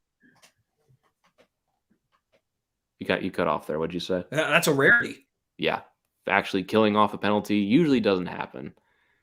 It's a good save by Kemper, but like just those rebounds make me nervous. I think he thought he had it in his glove. I think he thinks that a lot. Hey, man, at least the skate blade's not falling off anymore. Yeah. And, of course, we got Josh the man coming in here saying 3-on-3 definitely created more goals, no T. Like, it was a necessity. too many games were going to shootouts, and that's boring. So they had to change it. Shootouts bring in more money because you're watching the game longer. I mean, you get a little bit more ad revenue, I suppose. Yeah. What goalie do you guys think could be a possibility for the Avs to pick up at the deadline? I'm going to be honest, none. I don't think they're trading for one. I don't think so. Unless Kemper falls off the face of the earth or Kemper gets hurt, I don't think we're making a move for one. Yeah, if you're gonna make one, I mean, I guess you get Fleury, but like, who are you getting that's making a difference? It's Fleury and Halak. Like, I don't know. Even then, you're getting Halak and you're platooning him with Kemper, and you already do that with Frankie. So, like, what did you really get at the end of the day? And you probably have to trade away a good draft pick or something like that for him. Yeah, and we don't have a first. We already traded one. I mean, Kemper was our deadline addition, except we did it in the offseason. Which is what Joe Sakic does. Yeah, I mean, we've traded for a ton of goalies recently. I don't know how many more picks we can afford to spend on them at a certain point. Yeah, you'll have to. It's really interesting. The good shift by the Avs here. Yeah, they're playing some pretty decently. This is what I wanted to see is McDermott with a nice little shot. You got a good opportunity in front. He's gonna get one. When he scores, man, I'm going to lose it. He's gonna get one day. He's gonna get lucky. A goalie's not gonna be paying attention. He's gonna have a wide open net. It's gonna happen eventually. Fingers crossed, man. Fingers crossed. See, in the NHL, you need a decent backup goalie. Our backup sucks. Who even is the Jets' backup goalie right now? Is it Comrie? I think so. Because I know Brossoit went to Vegas. Yeah. Comrie sounds right, though. I only double check just to make sure it is Eric Comrie on a league minimum deal. Yeah. That's a pretty tough arrangement for Connor Hellebuck, who's carried the Jets on his back for so long. Yeah, our backup went to Vegas. It's Leonard and Brossoit in Vegas right now. All right, we're about 5 minutes into the second period. No goals in the second yet. Still 2-0 for the Nashville Predators. Avalanche playing a bit better so far. I don't like that from Girard. Girard's not having a good night. He looks lost. I don't know what he's doing. Which is weird because he had been playing some good hockey before. But I mean, like I say, he looks lost. He literally looks lost. I don't know what he's doing. I don't either, man. That was a weird play. He's learning too much from EJ. I guess so, but like you saw that, right? Like he just kind of let his guy go in front of the net, and he's literally just looking around. I don't know what he's doing. I don't either, man. Like, he looks like in Space Jam when the Monstars just sucked all the talent out of them. McKinnon's turned the puck over a lot tonight too, man. The Avs just not look good. They just do not look crisp. I mean, it's the second half of a back-to-back against a good team, but just execution problems. Yeah, not good. I mean, that fourth line had the best chance of the period. Curtis McDermott. That was actually a good shot by McDermott. That was a good shot by Curtis McDermott. I'd say that's our best opportunity of the period. Yeah. Cale Makar's playing pretty good too. Like, yeah, look at this replay. Like he just looks like he doesn't know where he is. Yeah. That's just weird. Yeah, and Jacob saying Logan Thompson played good when he started. Yeah, the Vegas has some pretty good goaltending depth. I mean, it's obviously not as good without Fleury, but they couldn't keep them both. Yeah, that was one of the best goaltending duos in NHL. I mean, maybe would you say NHL history? On paper, it would have been. In practice, it didn't always work out that way, but it definitely in like the last decade, I would say. No penalty there? Nope. I thought that he hit him a little bit when the puck wasn't there. They're not going to give us any breaks right now. It's going to have to be real obvious. I hate the NHL. Which is annoying. Which is always annoying. That's a bad turnover by Girard, man. I don't know what he's doing. See, I don't like Makar and Girard on the same line together. Have you seen Taylor period? I have not. I mean, my phone's been buzzing. Maybe they sent something out, but I don't see anything from Peter about Taze. So he should be okay. I have not seen him in this period. Right now we got Jack Johnson and I can't even tell who the other defenseman is out there. Is that Murray? That is Murray. So still no Tays. I'm interested to see what's going on there. Yeah, because that's weird. Usually Bednar never breaks up Makar and Taves. Yeah. I don't see anything on Twitter either. I just did a quick scroll. So if Tays wasn't on the bench, we would certainly hear about it. Weird. There's no way Bednar benched him. No, especially with the way Gerard's playing tonight, Tays is definitely not first in line to be benched. I don't think he would ever bench Tays, even if he was playing bad. Yeah, the bench looks full. Yeah. Good pass. Oh, and Newhook almost has UC Saros, but Saros is just playing some good hockey right now. I've liked this line with O'Connor and Newhook so far. Yeah, these guys bring it every night. I mean, Newhook for a young kid works. He's out there right now. Okay, so panic averted. No, is he? Yeah, he's there. Okay, there he is. Got the puck right now. Yeah. Good basket. Rebounds there. Yes. There it is. Yeah. Is that Albe Bell again? Knack, baby. Knack again. He's got a knack for the net, and the Avalanche are on the board. Albe Bell, his third goal in 2 games after a multi-goal performance last night against the Kraken, gets another one. You were just talking about this line and how good they've been, and they come through once again. Great play by Cale Makar setting it up. Makar gets another point too. Kadri shovels it to the net. Albe Bell crashes and buries the rebound, and Nazem Kadri gets another point. He doesn't stop scoring points. Love that, man. He's like he's. I promise I'm buying his jersey when they have it back at Altitude Authentic. Oh man! I promise you, I'm buying his jersey when we get the jerseys back. I certainly hope so. That at least you'll get it before the playoffs if that's the case. Fingers crossed. All right, here's Knack again, but has that one picked off. That's a big goal for the Avs, like we were saying. They get the next goal in this game, it's a completely different thing now. And if they get another quick one here, all the pressure's on Nashville. All right. So we've got about 11:20 to go in the second period. 2-1 now for the Nashville Predators. Nicholas Aube-Kubel with his third goal in 2 days with the back-to-back as Berkey cuts in, has that one blocked as he usually does. He's just been so meh lately. Yeah, he just goes through stretches of being meh. He had 5 goals in 2 games against Detroit and against Florida, and ever since then he's just been meh. Yeah. I don't know. I've gotten kind of sick of all those stretches where he's just meh. Sadly, it's just always the way it seems to be. Yeah.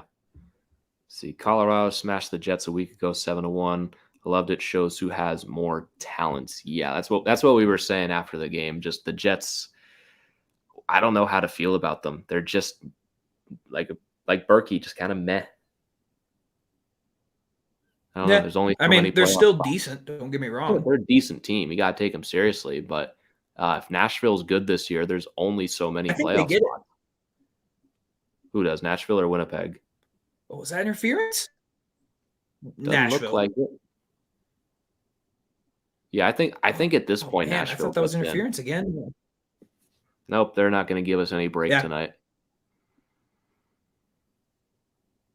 All right. Well, the Avalanche are playing. I agree with you, though. I think it's Nashville.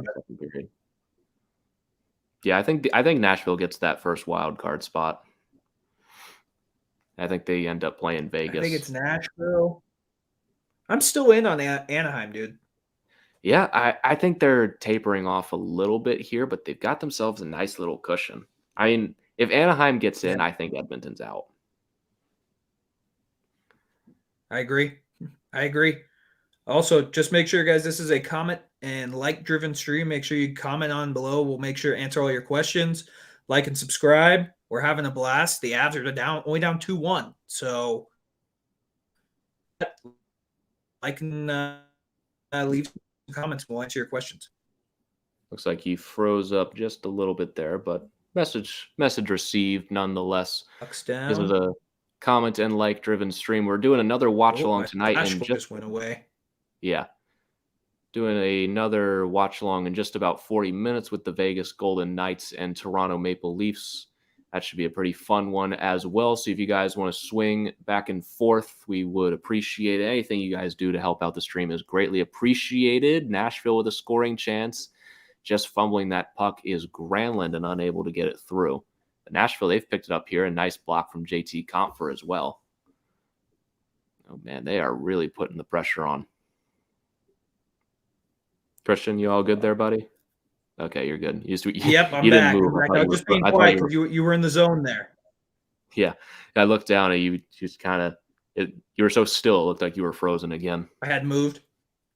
Yeah, I do that too. Like I literally just keep my head just. I'm like, wait a second, am I frozen? So if you see me doing this, it's me making sure my internet's working. Yeah, James saying garbage team. Same here. For those, just a reminder. I'm not recording. I'm not in from my usual house. I had some internet. They just sent us a notification. It's not going to be back up until midnight. That was a very flattering picture. It froze on there for a second. Great. Love it. Yeah, James saying garbage team this year's Jets. I mean, it was Reese resigned a couple of months ago, and they just they haven't really found their groove this season. I think I had them second in the Central this season. I thought Dubois was going to be better, and he has. Hellebuck's been decent as well, but just for some reason, it's not come together. I don't get it. Jacob, you good? Or no. Christian, you good? I'm lagging out. I'm going to re-sign in. All right. We'll re-sign in. Difficulties sorted out once again. Hello, everybody. Me and my handsome face once again. Jacob saying, you know where I will be. I wonder where you will be, buddy. Are you going to be in the Vegas stream later? Probably. James saying Vegas for the win tonight. Like I said earlier, I think it's going to be a pretty close game. I think it's going to be a pretty fun one. I'm leaning Vegas in that one. I'm going to go 3-2 Knights in overtime for that one. So be sure to join the boys there in just a second. And look who's back with a clear connection this time. Christian. Back? Still a little laggy, but we can deal with it. We'll deal with it. I'm getting the flash star back up. There we go. All right. And we've got Neil the man joining us once again. Neil, how's it going, buddy? Can't wait to catch your next live stream. Great work again the other night. And of course, Jacob saying, sup, Neil. Sup, Jacob. Yes, sir. Always good to have Neil in the chat. And Wheeler is a no-show this year, highest paid player on the Jets. That's certainly a big problem. I mean, Wheeler's getting up there in age too, isn't he? And there's always been rumors. How old do you think he is? Wheeler, isn't he like 30, 33? I mean, he's played 1,000 games in the league. Yeah. Wheeler is, or is he injured right now? He's 35, making 8.25 for the next 3 years. Yikes. Yeah. I mean, the Jets had their opportunity in 2018. Avalanche almost get a deflection there, but Saros able to follow it the whole way through. It's been a pretty close game so far. I mean, the Predators, when they've turned it on, have been able to score twice, but the Avalanche, they're pushing real hard, and Saros has been following them the whole way. It's not surprising, man. Saros is a damn good goalie. I mean, we talked about this before the stream started, how good he is. So I'm not surprised one bit. No, not at all. I mean, Kadri's playing real well again tonight, too, and Aube-Kubel getting bumped up to that second line right now. He deserves it the way he's been playing. He deserves it. I mean, Bednar was praising him highly even against the Leafs for how well he played, even if he didn't pick up a goal there. His forecheck has been fantastic. I think that's really we got this guy off of waivers, man. Yeah. Like, what an amazing pickup. Yeah, he's really good. Really, really good. I mean, I had some expectation for him when we got him just because he's an established NHL veteran. But, I mean, I didn't think he'd be a 3 goals in 2 games kind of guy. I didn't think so either. But he's sometimes you get hot. Yep, sometimes it all just works out. Neil saying, thanks, appreciate it. Make sure to leave a like and a sub for the boys because, once again, you guys drive the bus here on the stream. This is a comment. Andre Burakovsky. He hurt someone, but he... Oh, that is Mark Borowiecki down on the ice there. as Andre Burakovsky has tied this game at 2, and Borowiecki is down and in some pain. I didn't really see what happened there. Did He Berkey's shot blocked a catch shot. him? He blocked a shot on the Oh, first one. that sucks. You block a shot and it goes in anyway. Yeah, he Oh, that's blocks the right worst. there. I'm surprised they didn't blow the play dead. I'm going to be honest. I'm surprised they didn't blow it dead. Yeah, that's a tough one there. So Borowiecki blocks a Burakovsky slap shot, and Burakovsky gets the puck right back, controls. I mean, that's a solid 5 to 10 seconds. I Yeah. mean, it's tough to blow the play dead with the puck in the offensive zone. I don't know. I mean, it happened to us, remember, with Calvert. It happened to us with Calvert. Yeah, So it's a thing that happens. I think if the second that puck leaves the offensive zone, they would have blown it dead. But I think if they did blow it dead, the Avalanche would have had a very good case to be upset because obviously we would have scored. was there goaltender interference on the play? I have no idea. I'm surprised they didn't blow that dead. They've actually been really good when the player's injured at blowing it dead right away. Let's see it again. Burakovsky slap shot right in the ribs. Oh, that could be a broken rib or two. Borowiecki goes down in pain, and Abe Kubel keeps the puck in. Burakovsky drives it to the center and snipes top corner. Nashville understandably upsets, but the Avalanche. That's what I'm saying here. Watch Kadri in front. Are they challenging for goal? They could challenge for goaltender interference. I think Kadri was. I think Saros had plenty of time to get ready. I don't think they would take that back. See, that's such a tough play because, they probably should have blown that play dead, but I can see why they did it. Yeah, I mean, I get it. I mean, the puck's still in the offensive zone, and history shows they really don't blow those plays dead unless the guy's out. Well, or hit in the face with the puck. Yeah. I mean, the most famous example I can think of off the top of my head is Game 3, Blue Jackets and Penguins, where I forget who got hit in the face. So it was Werenski got hit in the face. He's bleeding all over the ice, and Gensel scores to tie the game. Penguins go on to win. Blue Jackets are not happy about it, but because the puck didn't leave the zone, they didn't blow the play dead. But that could be real bad for Borowiecki. He's in a lot of pain right now. Yeah, for a high go down, it has to be a lot. Yeah, I mean, Berkey shoots the puck hard, man, so I'm not surprised. He does. I mean, you usually don't see Berkey taking a lot of slap shots. Oh, thank you, Bo, with the assist too, man. Yeah, that's Berkey's 13th goal of the year too. He's quietly racked those. I mean, it's quietly because he does it all in 2 games. Yeah. I don't know. Berkey, me and you both we love Berkey. He's a great player. I'm wearing a Berkey. You're just make no mistake. I love the guy. This is a 95. Berkey's my favorite player, which is why I'm hard on him. It's because you love him so much. It's because I love him. I've followed him since day one in Washington. He's my guy. That's why I'm hard on him, because I know him and I know his tendencies and when he's falling back into them. So I'm happy to see him score. First time he scored on a live stream for me too. And of course it gets marred by him breaking somebody's ribs, but what can you do? I don't know, man. Let's see. Let's catch up on some comments. We got distracted there. Front Row Productions, my boy, good to see you again. Thank you so much for joining us. Jacob, not happy with this turn of events that the Avalanche have tied the game. Guys, I mean, this could have implications for Vegas as well. I mean, we're probably going to go toe-to-toe to the end of the season for the top spot in the West. Mm-hmm. See, I see Riley Nash on waivers again. He's just having a hard time sticking in the league right now. Should have been a no goal. It's like we were saying, it's tough. I don't know if I think I would have complained if they blew it dead, just because we have possession of the puck with a scoring opportunity. It's tough to blow that play dead. It's tough to blow it dead. I think either way you piss off one side, because if you blow it dead, we're gonna be mad. But if you keep it going, the Pred fans are gonna be mad. So I get both sides. It worked out in our favor. I can see why they would have blown it dead, but they didn't. So see, my thing is, now that's the standard. That has to be the thing. If this happens again, that needs to be the standard. The play does not get blown dead. If they start blowing it dead in the future, then I have a problem with it. As long as it's consistent and there is a clearly defined rule. That's all I care about. Yeah. I mean, he didn't get hit in the face. He didn't get hit in the head. I don't really see that as a reason to blow it dead. And you don't know the extent of the injury. Like, Yeah. he might have just gotten the wind knocked out of him. Like, to blow a play dead when you're not sure, I just don't know if the refs can be that sure as Devon Tays is robbed by UC Saros. And Saros What? is playing real well. What? What a save. Wow. Saros is just so good. That's why I have him on my fantasy team. He's incredible. I need to see a replay of that. How did he just make that save? And he just casually does that kind of stuff all the time. You see Saros, as we were saying earlier, should get a lot more love for best goalie in the league talk. Not the best, but top 5 for sure. Whoa.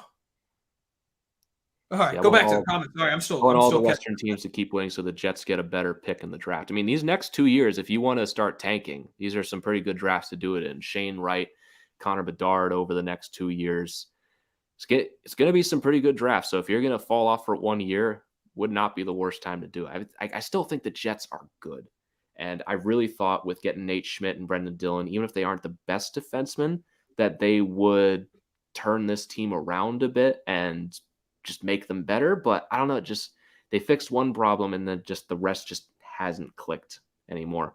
I really don't know what the problem is. Fagio, good to see you again, my friend. We've been talking about the Jets a lot on this stream. We'll have to do a live stream when we eventually do play the Jets on the road. I don't even know when that is. It has to be in like March and April. Well, who knows if it's gonna happen, man? Could be in Saskatoon. It could be in North Dakota, like we were talking about earlier. When we have to play the Jets soon, don't we? I think they may have pushed it off, man. I don't think so. Okay, we play the Jets at home on the 25th, so probably not doing that one. Do we have both our Jets games on the road in April? Yes, we do. April 8th and April 24th. So, I mean, we have a surprisingly big Jets following here at the Hockey Podcast Network. So we'll have to do a Jets live stream in April when we eventually get to those. Yeah, without a doubt. Those games are going to be fun. Watching the games in Winnipeg is always fun. Yeah.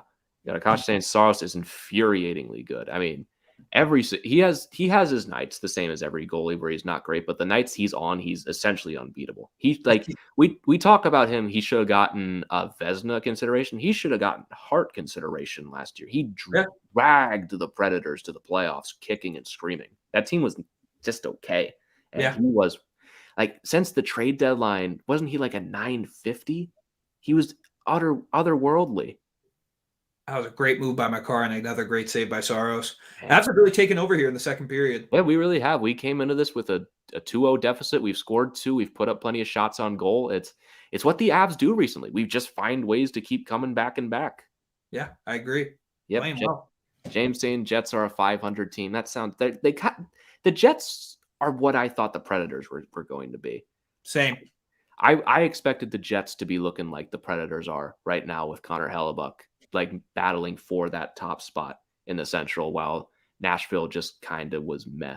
I don't know. Nashville, they just seem to have more of an identity. They seem to have figured out what they are, more or less. While the Jets, I mean, their coach quit because he's just like, I don't know what else I can do.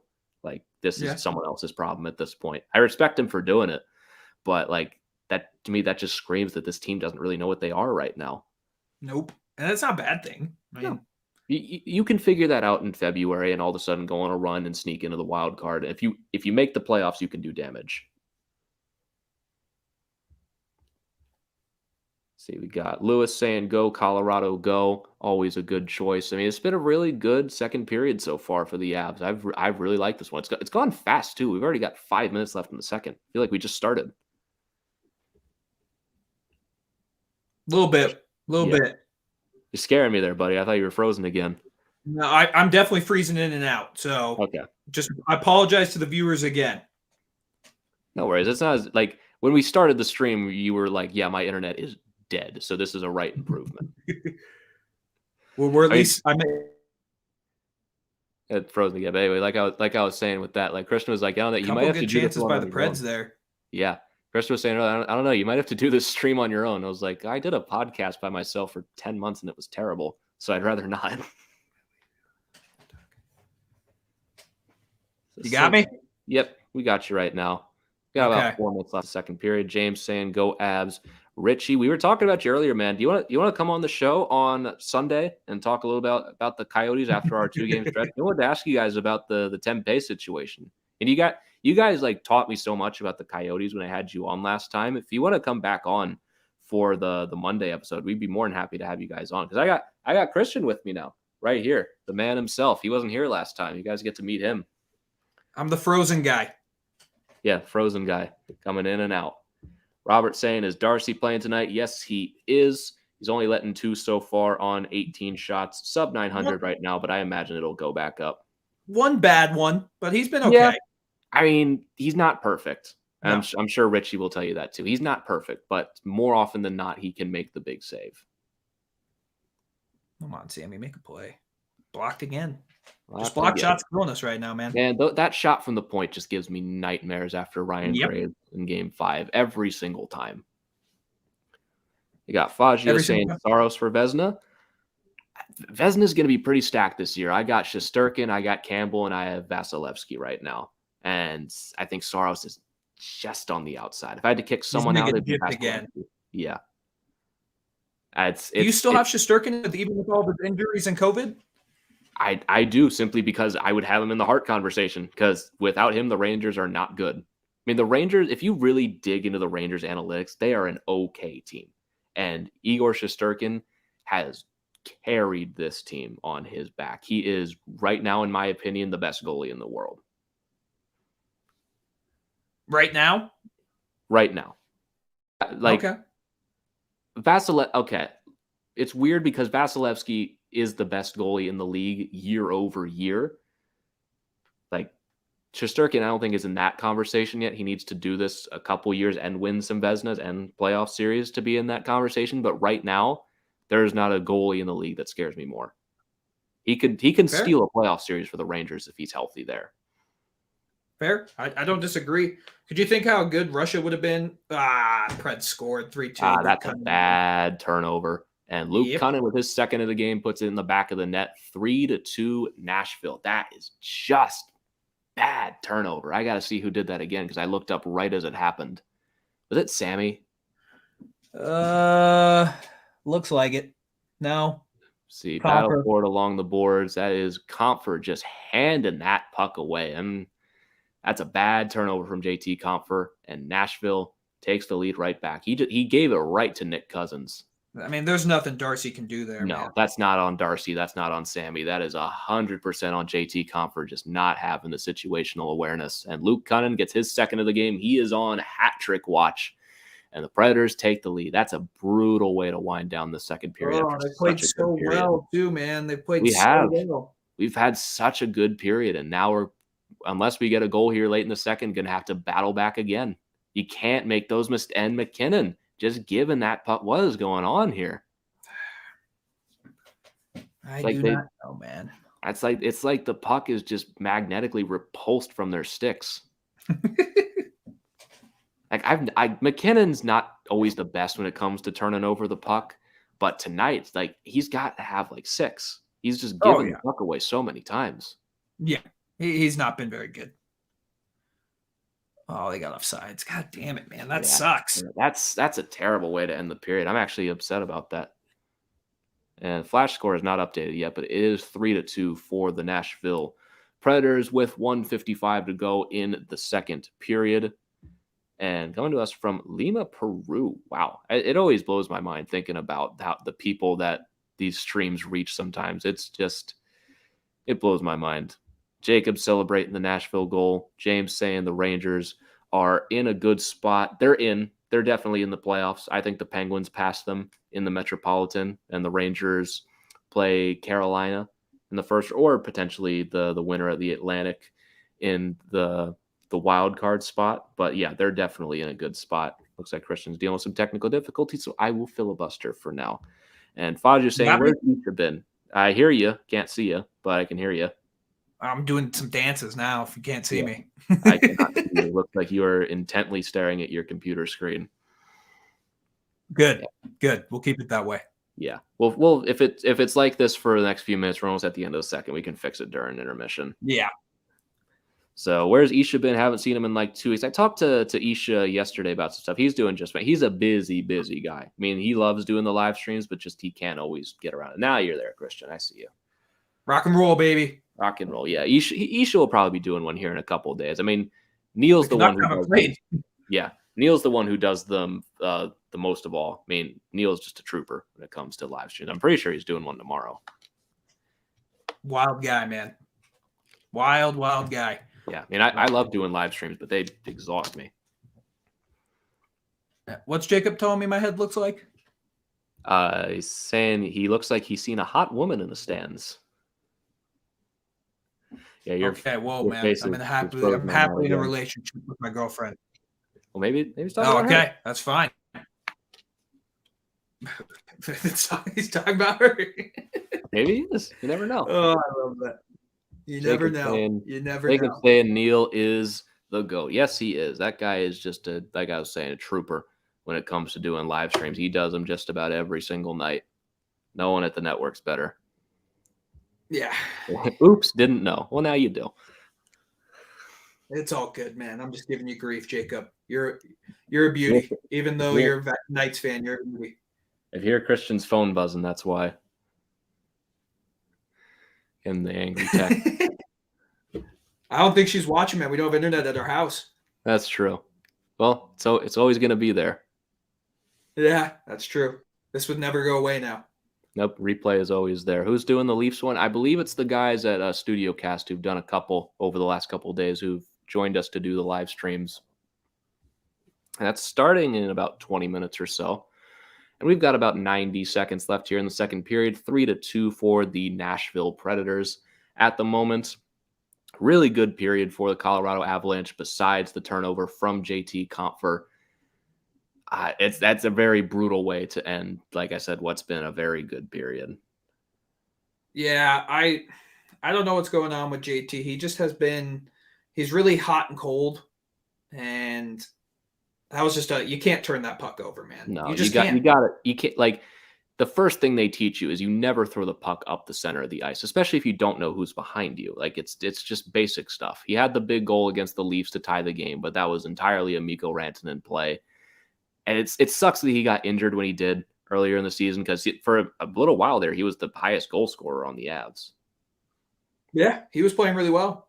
But, yeah, he's just been kind of meh since he's come back. Yeah, and he's a lot like your camera right now, frozen. Frozen? Yeah. Love it. You got your hands on your head. Oh, I'm still – you got me? Yeah, well, your video is completely stopped. I can hear you, but you are – okay, as long as you can hear me. I can hear you just fine. This is a good still in me. Yeah, you got a good still. It's just the hands back on the head looking totally stressed out like you're watching JT Compher pass a puck. Well, I am. Let's be honest here. Yeah. I think that's what you were doing when you got throws there. But second period has come to a close. Nashville with a 3-2 lead. Colorado gets 2 to tie it up, but a late goal from Luke Cunnin on the turnover from JT Compher has given Nashville the lead, and Christian's back right before we go to break, because of course. Why wouldn't I be? Why wouldn't it be? See, 12 minutes to the Vegas game. How did Detroit beat the Jazz last night? No idea. Basketball. Yeah, basketball. Don't know. And Tanner Jeannot is breaking out. He's been absolutely insane. I mean, he's quietly put himself in the Calder race this year. I mean, it's going to be between Raymond and Zegras because Calder's always decided in like November, and sometimes there's an odd guy that breaks in later in the year. And Jeannot has absolutely put himself in that conversation, especially on the defensive side of the puck. Defensively, he's been the best rookie of the year. I don't think that's a debate at all. No. Raymond's kind of cooled down a little bit, though. Yeah, I have both Raymond and Zegras on my fantasy team, and they've just been meh. Meh. They had a great start to the season, though. They certainly did. And sometimes for the Calder, that's enough. Yep. All right, so we're going to take a little bit of a break here for this live stream, and Christian's going to try to sort out his video. In the meantime, as we get ready for the third and final period, the Nashville Predators with a 3-2 lead. We will be back in just a moment.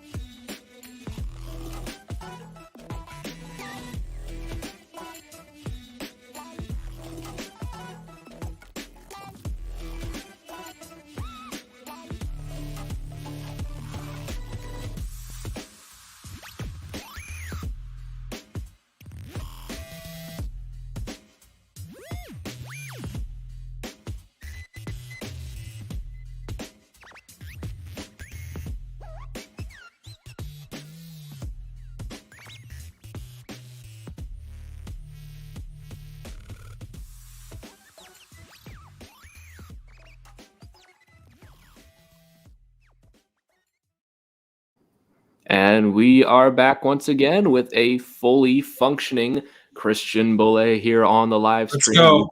We've got the updated flash score. We've got Christian Bolle's camera working. We got me. Side story, but we are back getting ready for the third period between the Nashville Predators and the Colorado Avalanche. The Predators with a 3-2 lead. Luke Cunnin with 2 goals. Avalanche with a good fight back in the second period. Let's get back to some of you guys. Jacob starting some good conversation here in the comments. Top 3 most overrated team. Number 1, the Oilers. I would agree. Number 2, Minnesota. Interesting choice. Number 3, the Rangers. I think I agree with that one too. I don't know if I agree with the Wild though. Christian, what do you Wild think? are a good hockey team. They're not a great hockey team. They're a good hockey team. They've taken a little bit of a step back as of late, but I don't think that's too surprising, honestly. Yeah, it was bound to happen. Yeah. And who would I put in number 2? I don't really know. I would definitely have the Oilers and the Rangers in there. I don't know. Maybe it would be the Wild. I don't know. I'd probably go. Because when I think a team's overrated, I think of a bubble that's going to burst. And teams that come to mind, Rangers, Wild, and the Oilers, that bubble burst a month ago. I'm trying to think. Nashville's goal, bad turnover from JT. Just can't happen. Really bad. Plain and simple, cannot happen. All right, Darcy almost made the save. He was close. He was right there, but there's really not much you're not expecting your fellow professional player to make that turnover. Yeah, not at all. Yeah, James saying I think it's Toronto, then the Rangers, and then Edmonton. I think the Leafs are good. I don't know if they went around, but I don't think it's their fault because it's either Florida or Tampa or Boston in the first round for them this year, and none of them are easy. It's a brutal stretch. I think they have a chance. I think they do too. Like even though they blew a 4-1 lead, as we talked about earlier in the stream, least embarrassing one I think they've ever done. They were gassed. They have not played in like a month. They played 3 games in like the last 22 days, I think I saw, and they got beat by a good team that just ran all over them in the third period. And we'll see how they match up against the Golden Knights tonight. I think once we're done here, I think I'm gonna watch the hell out of the live stream we've got coming up here in about 10 minutes. Yeah, I will definitely be tuning in because that's a good hockey game. I mean, I'm not one to say that the Avs game isn't the biggest game, but it's definitely not the biggest game on the docket today. In terms of just head-to-head matchups, Leafs and Golden Knights is definitely a little better. In terms of division implications, I would say this one's bigger. Oh, without a doubt, this one's bigger, but that matchup's pretty good. Just like we said, the Avs and Maple Leafs was must-watch TV. This one's must-watch TV as well. Yeah. Saying, listen, I can't say the Leafs are overrated because Vegas might lose to them tonight. Yeah, you'd be setting yourself up for some old takes exposed. I mean, I don't think the Leafs are overrated. I think they are what they are. And I like the Leafs. I think Jack Campbell's a really good goaltender and he can steal you games. He almost stole one against the Avs. So I don't know. Yeah, I mean, all you need in the playoffs is a hot goalie. You don't even have to be that good of a team. If you have a hot goalie in the playoffs, you can go far. Look at the Canadians. They're not great, but Carey Price was outstanding for 3 straight rounds and helped carry them to the final. And the Leafs are a good team. If Jack Campbell plays at a .930 in the playoffs, I don't think it's a question that the Leafs are a Stanley Cup contender. Yeah, I agree. That's just the East is going to eat itself up. The East, there's no way to predict who's going to win the Stanley Cup. The East is so good. I mean, like it could be the Leafs. If it's the Leafs this year, that's very impressive because even getting out of the first round in the Atlantic is going to be tough as hell because we're looking at them playing Florida in the first round. In Florida, I think that's a great playoff series because you just haven't had you got 2 teams with the longest playoff series win drought going up against each other. That just is inherently fun. But Florida's got a really strongly constructed team. And yeah, they lost to Tampa, but if they had Aaron Ekblad last year, that series would have been a lot closer. And a fully healthy Florida team against a fully healthy Leafs team, that's a 7-game series waiting to happen. And someone's got to lose that series, which sucks. That's going to be an interesting one because it's going to be one of the best offenses against one of the best defenses. Yeah. And you've also, I'd say, a discrepancy in goal between Jack Campbell and Bobrovsky. Campbell's way better. If I'm a Leafs fan, I want to face the Panthers. I think they match up very well with the Panthers. I mean, who else would you want at that point? I mean, you don't want to play Tampa. Nope. You don't. I don't think any Leafs fan wants anything to do with Boston. Yeah. No. And maybe a psychopath Leafs fan would want Boston. if I was a Leafs fan, I would want Boston. Same way I want to play Vegas and Dallas, because I want to beat the demon. Like with the Caps in 2018, I wanted the Penguins so bad. Every year I want the Penguins. I want to beat the toughest teams because it's just more fun that way. It is. I agree. Like, I would love for the Avs to face Vegas in the Western Conference Final this year and beat them. But I'd also wouldn't mind just a good old casual upset in the second round and we face like Calgary. Yeah. Calgary's kind of, ever since I started complimenting Calgary, they just haven't been very good. I told you, man. I told you they were going to fall off. That's my biggest pretender is Calgary. Yeah. I mean, you want to throw them in your overrated? Yeah, I think they're a wee bit overrated. I don't think Markstrom, and we've seen Vidar cool off a little bit. I don't think they continue to play this well all year. Yeah, I mean, the Pacific Division looked really strong for a second there. Now it just looks like Vegas running away with it. Which is what we thought it was going to be. Yeah. Like, Fabio saying, y'all are lucky that Trennan is out with COVID. He has a 3 or 4 game goal streak right now. Yeah, I mean, Nashville's not super healthy right now. They're missing Forsberg. They're missing Trennan. So it's all the more important that we get at least a goal here and very least drag this game to overtime because you don't want to miss out on 2 points tonight. Well, we got Landeskog out, so yeah, I mean, it evens out, I guess, but yeah, it evens out. But it's definitely Nashville's always been a tough place to go and play, man. For the Avs, it's always been tough. Nashville's just a tough place to play. Period. It always has been. Yeah, it is. So, like you said, if they can scramble and get a point here, I'll be happy with that. A back-to-back, you get 3 or 4 points. I think that's pretty damn good. Yeah, Jacob saying gotta go watch the Vegas stream. Totally understand, buddy. I'll probably catch you there in about an hour or so once we're done here because I'm looking forward to that game too. So bye, Jacob. See you later. You're always a trooper. You're always hanging out with us. Go enjoy the stream, buddy. We'll catch you later. And still waiting for the third and final period between the Avalanche and Predators. Christian, go ahead. What are you saying? Yeah, we got about 6 minutes and 45 seconds till puck drop for the third period. You're right, though. This game is flying by. In fact, we're going to start the third period almost an hour and a half after the game started. It's pretty damn good. We started about 8 Eastern time. It's just about 10. I mean, that second period especially went super fast. That took 45 minutes? Yeah, if that. Dude, I was watching. I don't know. Were you watching the maybe too late for you? Were you watching the Rangers-Kings game last night? I was not, no. I was hockeyed out at that point. Yeah. There was the game, the third period started, and the first whistle wasn't blown until 6 minutes left in the third period. Oh my God. The third period flew by. Now that I think about it, that game was over very fast. Yeah. It started at 8:30 and it was over by 10:30 because the third period, there were straight up no whistles for the first 14 minutes of play. Oh my Lord. That's how hockey should be played, man. That's awesome. Yeah, I love that. That's amazing. Because we could get hockey games over in actually 20 minutes. Yeah.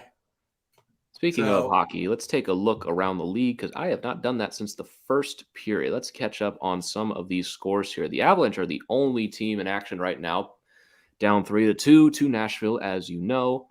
So let's take a look at some of these final scores. You had the Tampa Bay Lightning knocking off the Buffalo Sabres by a final score of 6-1. Nikita Kucherov with the hat trick. That's good for you, man. For me on my dime fantasy team tonight. And a 5-2 win for the Florida Panthers over the Vancouver Canucks. That is Bruce Boudreau's first regulation loss as the head coach of the Vancouver Canucks. Again, final score there, 5-2. Ekblad, Reinhart, Maman, and Barkov for the Panthers. Blackhawks with a 4-2 win over the Columbus Blue Jackets. I totally forgot that game was even happening. Marc-Andre Fleury picks up the win. Alex DeBrincat with 2 more goals, quietly bringing him to 23 on the season, quietly up there. He's playing fantastic race. Yeah, he's been great this year. He's great last year, too. He was, too. I mean, he had over 30 goals in the shortened season, which really didn't get any attention at all. Yeah, well, because the Blackhawks were bad. You got DeBrincat in third place right now in the Rocket Richard race, only 1 behind Alex Ovechkin and 1 ahead of Austin Matthews. I mean, you got to give the guy some credit. He could be sneaky, man. I thought that was going to be Mikko, but sadly, I don't think that's going to happen, man. Yeah, I mean, Mikko he's still doing fine in the goals race. I mean, he's at what, 16 right now. He's 10 behind Draisaitl for the lead. He's not going to win it this year, but he can still turn it on later and hit 40 maybe. I think that's probably a good guess. Yeah. See, James saying, let's go Avs as always. Toronto hasn't won a round yet. Bust. I'm very interested to see where they go in the playoffs this year. I mean, last year was a choke of a lifetime. I mean, there's no reason they should have lost that series. None whatsoever. Jack Campbell played better than Carey Price. How does that happen and you lose? I don't know how they lost that game, man. I just don't. They had so many chances. The Canadiens blew a 3-0 lead in Game 5. They blew a 2-0 lead in Game 6. And Game 7 was just awful. It was one of the worst elimination game performances I've ever seen, aside from the last time the Leafs played one. Yeah, Austin Matthews and Mitch Marner just decided not to show up. Mitch Marner especially, just brutal in that series. I mean, I want him to be good, man. I want him to be. I think it's good for hockey if the Maple Leafs are good. Yeah. But they just can't get out of their own way. Yeah, they really just can't. Last year was the year, because now look at what we're talking about. We're talking about Florida, Tampa, Boston. Those are not easy series. Last year was their year to go to the Stanley Cup final, because they would have had the Jets in the next round. We saw how they played against Montreal. They got destroyed. And Vegas, they were vulnerable to an upset after they beat the Avalanche. And maybe they don't beat, or rather Toronto doesn't beat Vegas just because Montreal matched up against them really well, but we'll never know. They would have gotten to the third round, which is more than the Avalanche can say. I mean, getting to the third round is not easy, and that would have taken a lot of pressure off this team this year. Yeah, that was last year was their year to do it, because the Canadian division was a joke. Like, the Canadian division was the worst division in hockey. I mean, the Oilers were the only team that could have given them any trouble, and they got swept by the Jets. The Jets were not good, and the Jets got swept by the Habs, and the Leafs almost swept the Habs. Like, if Tavares didn't get hurt in Game 1, they might have. You think they would have swept the Habs?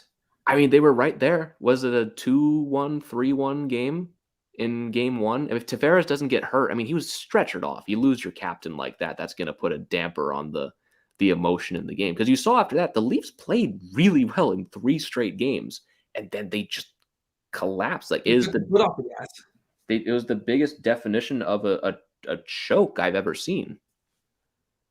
It really was. It was not good. Yeah. I felt bad for Leafs fans. Like, it is funny to watch them freak out, but I felt bad for a certain few Leafs fans, the reasonable ones that, like, I know that kind of pain. I've been through it. Trust me, multiple times. We've been through it a lot. Yeah, with the Avs and with the Caps. I've been through choking 3-1 leads to the Montreal Canadiens, by the way. Like, yeah, I've been through that in my life. I know what it feels like. Dude, they're doing another Flyers game on national TV. That's just weird. And the Flyers usually draw well on national TV, so I get it. But Faju asking, how's 2 live streams on a channel at the same time work? We're asking the same questions, man. We're asking the same thing, man. I think that is going to be Josh's problem. Yeah. So I hope it doesn't. I hope it doesn't kick us off. I don't imagine it would, but it's already started. There's no way that we're doing both right now. I said it was about to kick us. I just realized my mouse has been hovering over Leave Studio for the last 5 minutes. So all it would have took is one misclick for me to boot myself from the stream. Let's see. And James saying Toronto Stars last year were a no-show in the playoffs. You need to be better. Outcome as expected. Yeah, I mean, people talked about the Capitals Stars not showing up in the playoffs, which was simply just never true. Ovechkin and Backstrom had always performed well in the playoffs. That year with Matthews and Marner, Matthews had 1 goal in that series. Marner had 0 and an assist. That's horrendous. If they show up at all, they win that series in 5. Yeah, without a doubt, they do. Without a doubt. I just don't know what to say about the league. Last year was the year. They should have done it last year. I wouldn't be shocked if they lose in the first round again. I wouldn't be shocked. I wouldn't be shocked, and I don't even think I would give them that much crap for it. They're playing a good team in the first round. I wouldn't be shocked at any team to lose in the first round in the East this year. If Tampa lost in the first, I would understand. Yeah, Like, it's brutal. there are 8 really good teams, like, the Bruins could be the second wild card, and I wouldn't be shocked if they went to the final. They're a good team. Especially with Tuukka Rask coming back and the way they're Yeah, scoring goals. they're 3 goalies deep. They got Rask, they got Ullmark, they got Swayman. Like, I wouldn't be shocked if they went far. Like, as much as I said the Rangers were overrated, if they get Chris Kreider level production in the playoffs, that same as he had in the regular season, then I wouldn't be surprised as long as Shesterkin picks up his pace. Like, the Rangers, if they get hot at the right time, Lafreniere all of a sudden picks it up along with Kakko, and Kreider produces at a 45-goal pace like he is right now. Zibanejad gets hot, and Igor Shesterkin is a 950. The Rangers could go to the final. Like, They could. it's not out of the question. I don't think they'll do it, but they can. They can. All right, puck drop for the third period. We're about 40 seconds in. Avs down 3-2. We'll circle back to a little bit more of the game we're live streaming here. Yeah, we can do that a little bit. Maybe we shouldn't talk about the Leafs on the Avs live stream. Yeah, we'll save that for the other one. Yeah, we'll save that for the actual Leafs stream we are doing right now, by the way. If you want to watch the Vegas and Toronto Maple Leaf stream, I believe it's up. I haven't checked. I mean, who knows? Maybe it's not up, actually. I haven't seen it, so I don't know how they're doing 2 streams on one channel. But, yeah, it's not up. But if you guys are hanging out with us, if you want to leave a like on the stream, it does help boost the signal, get the word out that we're doing one. It does help us out a lot. And you guys commenting, talking to us helps drive the bus the same way. We are at your mercy. You guys drive the bus and help out the channel at the end of the day because you guys are the best and we love you. What Griffin said. Yeah, we're about 90 seconds into this third period here. Nashville picking up the physical presence so far, and they've had control of the puck for the most part, I would say. Yeah, I mean, the Avs are, I don't know. I mean, if they lose this game, it's because of stupid turnovers. Yeah. I mean, it was a problem we were having earlier in the year, and it hasn't come back to bite us in the ass that much, but tonight it's come back to bite us in the ass. Stupid turnovers are killing this team right now. You had your multi-goal comeback already, and Comfort just handed that puck to Nick Cousins right away. What are you supposed to do? Yeah, I don't know, man. It makes no sense. Like, this is the 6th game in a row you've been down and had to come back. You can't win every single one. They're still capable of winning this game for sure, but eventually you're gonna lose it. Yeah, I would love to say I don't have the same feeling I had about the Kraken and the Leafs game. I will say that. I think we can get one more past Saros. I think if Nashville scores one more goal, I think that's it. Honestly, I don't think we're putting 5 past Saros tonight. I think I can say that much. I think if we can score one more, maybe 2 in regulation, it gets to overtime, 50-50 at that point. Even at that point, you've stolen a point. And I'm satisfied with 3 of 4 on a back-to-back. Agreed. Okay, I mean, we're playing well to start the period. We're getting our opportunities. We've shown we can crack Saros. He's not unbeatable. He's made some ridiculous saves, though. He has. He's been very, very good. And defensively, we need to limit our turnovers, and Kemper needs to come up strong the rest of the way. I'd love to see Comfort score and get this game tied. Oh, Logan O'Connor. Oh, LOC, so close. Ah, man, that guy is just a workhorse. He doesn't stop ever. He's so good. EJ. Oh, God. This is the first time I've ever been ahead of you during a game. I think last live stream you were ahead of me too. Yeah, this is great. This never happens, guys. Yeah, never. Because I'm usually on ESPN Plus, usually on like a Ukrainian website trying to find the game. Let's see. Yeah, famous last words, Leafs edition after they blew Game 6. Like, I was sure they were going to win Game 6 in OT. I was like, surely there's no way you come back from a deficit 2 games in a row and lose the other one. They had like 17 shots to 0. And Montreal scored on their first shot. Oh, my God, UC Saros. Oh, my Lord in heaven. What a save. Ryan Murray sets up Joe. Poor Tyson Jost. What does this guy have to do? Oh, my God. Dude, this is the second time I've had this face. And no, it's not frozen. This is just a crazy save. Man, what does Jost have to do to get a goal? This guy is getting robbed every single game. Oh, my God. Then they're showing the replay of his O'Connor one. Oh, my goodness. Wait, so if O'Connor wraps that a little more inside the post, he gets it. But yeah, Saros has just been on it all night long. We got a new sub in the chat. Kaplan, thank you so much for joining us here tonight. Thank you so much for the sub. We do appreciate here at the network. You guys are the guys. You're the backbone of this whole network. We love you guys so much. So right now, 29-22 in shots for the Avalanche. They're playing real well. Saros has been playing even better, and Nashville has taken advantage of the Avalanche mistakes, like that one from Nathan MacKinnon. He has had an uncharacter. What is happening with MacKinnon? I don't know, man. Have you seen Mikko this period? I haven't really noticed. I wouldn't think anything bad has happened. I haven't seen anything from Peter saying that he's not there. So yeah, I don't know. Maybe the lines because it was Berkey and Nichushkin just out with him. Yeah, he's out right now. Okay. He's out there right now. Good pass. Yeah, like it's just getting back to MacKinnon. It's been an uncharacteristically bad game for him.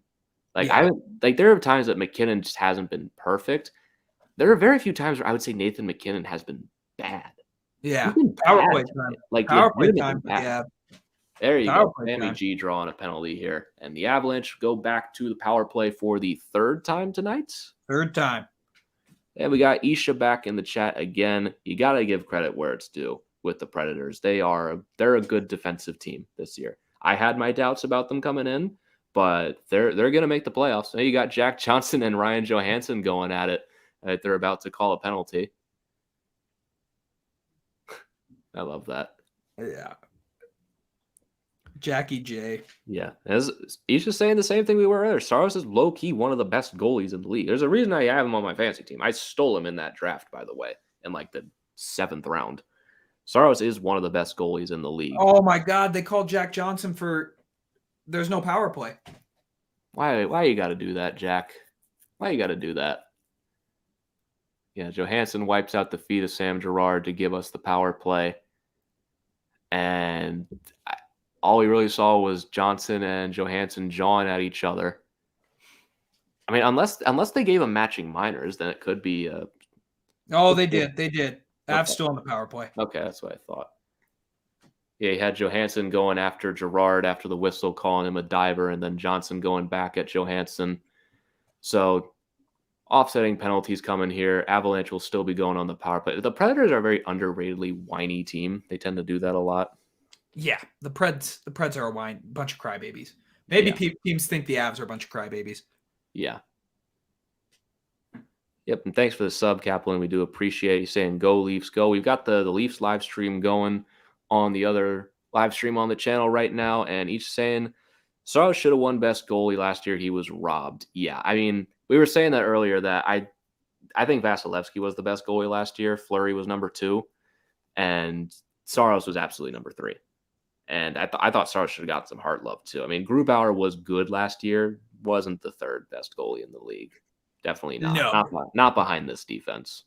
No, not the 3rd best. I mean, we've seen Darcy Kemper pull it out too. Yeah.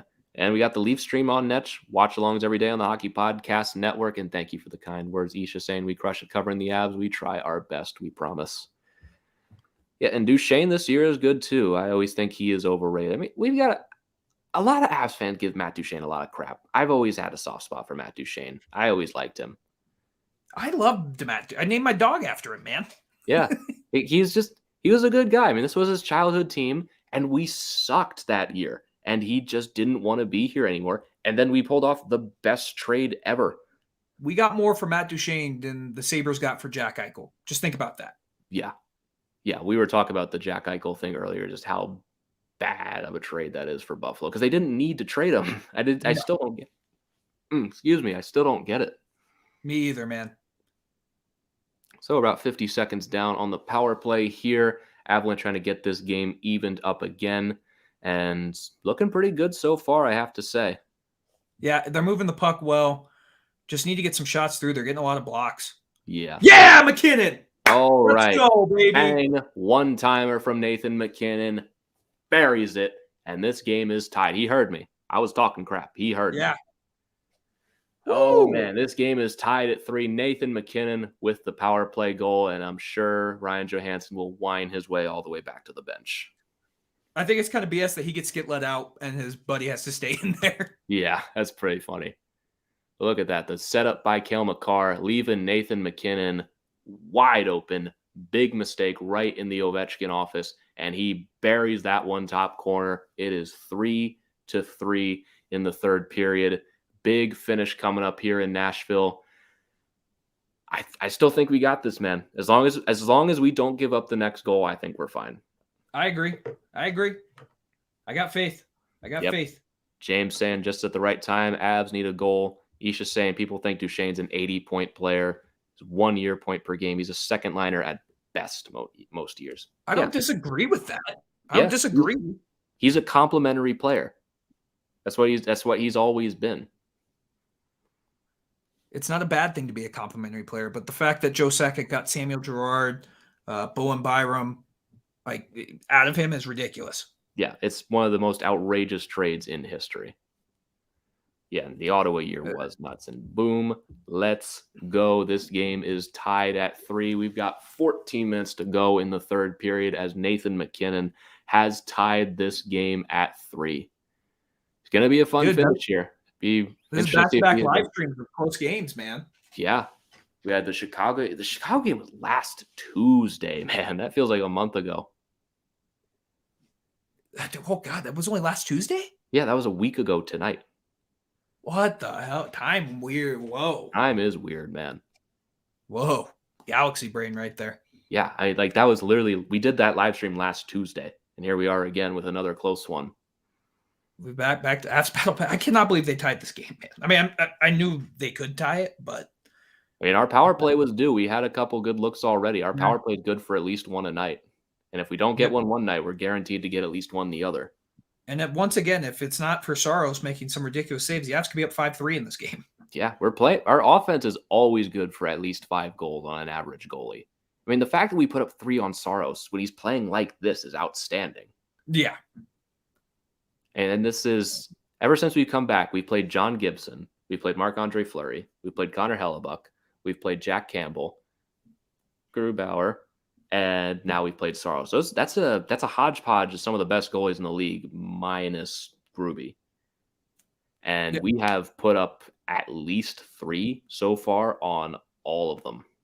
And for everyone else, 4. Oh, good shot by Kadri. Good shot. I mean, the Avs, this third period's been all Avs, man. We're getting some good pushes here. So Peter Ball just tweeted, NHL assist leaders, number 1, Nazem Kadri, 35. He had another assist on McKinnon's goal? Yeah. So Nazem Kadri is ahead of Connor McDavid in terms of assists. 35 for Kadri, 34 for Connor McDavid and Jonathan Huberdeau. All right. Colorado, most. What does he get paid this offseason? 8 minimum. Yeah. He's leading the league in points per game right now. How can you look at that and be like, yeah, but you're old?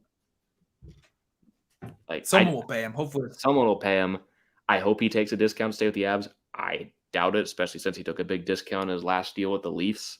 He's going to get paid the big bucks this offseason. I think it's going to be Ottawa. Fair. Let's see. What's the goals average total on Nashville? That's a good question. I don't know if I can find the average unless I can all of a sudden do math. But if you count the 4 or 3 tonight, they have given up 98 goals on the season in 36 games. Let me pull out my calculator. They've only given up 98 goals? Yeah, they're a good defensive team this year. What? You got 95 divided by 38, 2.5 goals per game. Or I guess 98 divided by 36, 2.72 repeating goals per game. They're a good defensive team. They're really good, man. I mean, look at you see on the screen the assist totals. McKinnon's at 29, and he's played how many games? This is like his 21st game. He's well behind everyone on that list in terms of games, but he might have the most assists per game more than Kadri. Yeah, I mean, that's ludicrous that McKinnon's even in the top 5. Yeah, I mean, after the Leafs game, he was number 1 in points per game. Period. Yeah, McKinnon was. He only has 1 point tonight. Oh, only which is one. Which is quiet for McKinnon. Only one, and it's a goal, which is what we've been asking for from him. Dude, how do you feel? I kind of like Kadri and Rantanen together. I feel like Kadri just can't do anything wrong right now. Yeah. I Who feel do like they have? you could put him on the fourth line, he'd still put up 2 points. Do they have Knack out there with them? I can't see. I'd imagine it's Knack. Yeah, they're gonna Just zoom the way out he's been in a playing. second, but because they're only showing Kadri in the screen right now. So yeah, it is Rantanen, Aube-Kubel, and Kadri right now. I don't mind that. That's pretty. I mean, if you're gonna ride the hot hands, those are about as hot as it gets on this Avalanche team right now. 6 chances are 6-0 for the Avs in this period. Wow, Pretty good. that's Pretty good. stuff. See, why is there 2 streams? Good question. That's how they scheduled it. Yeah. Not up to me.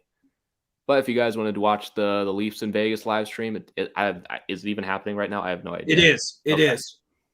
So, but I'd recommend staying with us. Watch the end of this game, and then go watch the second and third You got plenty of time to go watch the Leafs game. It's Yeah. only the first period there, if it's even started yet. We get down to what's going to be a real down to the wire finish between the Avalanche and the Predators, tied at 3 with 11:40 to go in the third period. And Fagio agreeing with us. Aube-Kubel has been amazing. Yesterday, got 2 goals. Oh my goodness, UC Saros. And UC Saros robbing Tyson, Jost, and penalty on the Avs. Penalty on the Avs because, of course, got to even up those calls. What did they call? I have an idea of what they're calling, and it wasn't much. Rantanen to the box. High stick. And 4 minutes for high sticking. Double minor. 4? They got the 4. Bro. Of course, it's Ryan Johansson. Yeah, digging for a puck, gets Johansson in the face. Looks like he likely drew some blood. So I think he took a cross check in the back before that, but that's just me. Yeah, Johansson was being a bit of a pest before that. Well, Griffin, we're really going to see what this PK is made of now. Yeah, I think we know what they're made of, and I don't like where this is going. Me either, man. Thank you to everyone else who's recently joined the stream. We're up to 16, 17 right now. Thank you to everyone who's joined us as we are getting down to the wire. And I think this is the game right here. I think if we kill this off, we're in great shape. But we've got a 4-minute power play to kill, and the Avalanche's penalty kill is not great. Nashville has yet to score on the power play tonight because they've only had 1. And ever since we've been back from break, we have given up a power play goal at least once in every game.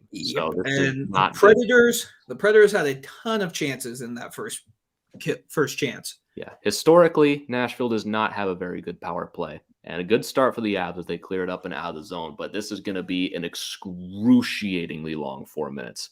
Not a good time to take a double minor. I think that's the first one we've had called against us all year, too. From what I remember, I think so. I've watched pretty much every game. I can't remember a time when we had a double minor called against us. I could always. What are your feelings on the double minor for drawing blood? I think it's right. I mean, it's at a certain point, like if you're drawing blood on a high stick, it should be a double minor. I mean, it's how I feel about headshots. If you hit someone in the head and they're okay, it should be 2 minutes. If you hit someone and they're dazed, it should be 4. If they have to leave the game, it's 5.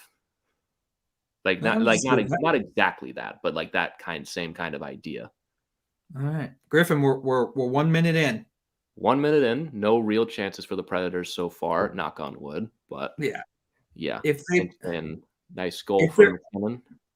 If they're going to score, I would like it to be after the first one's killed. See, Fagio asking, who do you have on your fantasy team? I am in a keeper league that I took over for one of our hosts who left the network. I don't remember who, but I drafted a keeper league this year. And the Predators have taken the lead.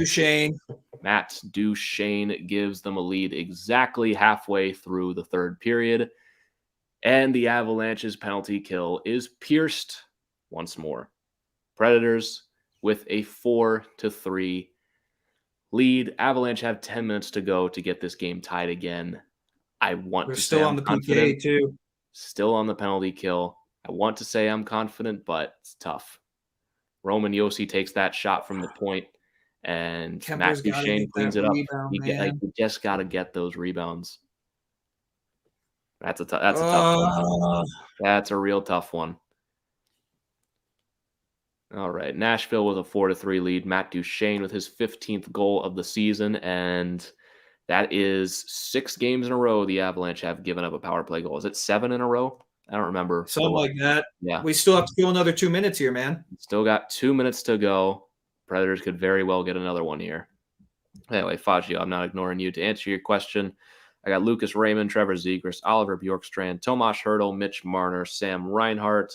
Got both Gerard and Tays, Ivan Provorov, Evan Bouchard, David Pasternak, Kevin Fiala, Brady Tkachuk, Colton Parayko, Kirill Kaprizov, Philip Forsberg, Jacob Chikrin, and my goalies are Saros, Demko, and Swayman. I took over that keeper league this season.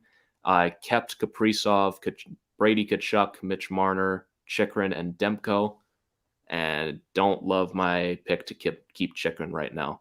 Oh, O'Connor with a great chance right there. That one turned aside. Christian, you good? Yeah, I'm Okay. frustrated.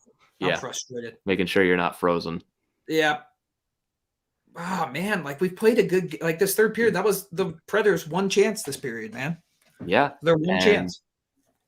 Our penalty kill is just not good right now. We need to go back to the drawing board and find out a way to fix it. But it's also the first period that's burning us right now. You didn't play well enough in the first period. Now you've outscored them since 3-2, and it's costing you right now. You gotta show up the whole way. You can't BS in this league every time, man. Oh yeah. God. You know, and sometimes you gotta learn your lesson. Sometimes we've gotten away with it too much, I think. We got away with it against the Ducks. We got away with it against the Jets. We got away with it against the Leafs. We got away with it against Seattle last night.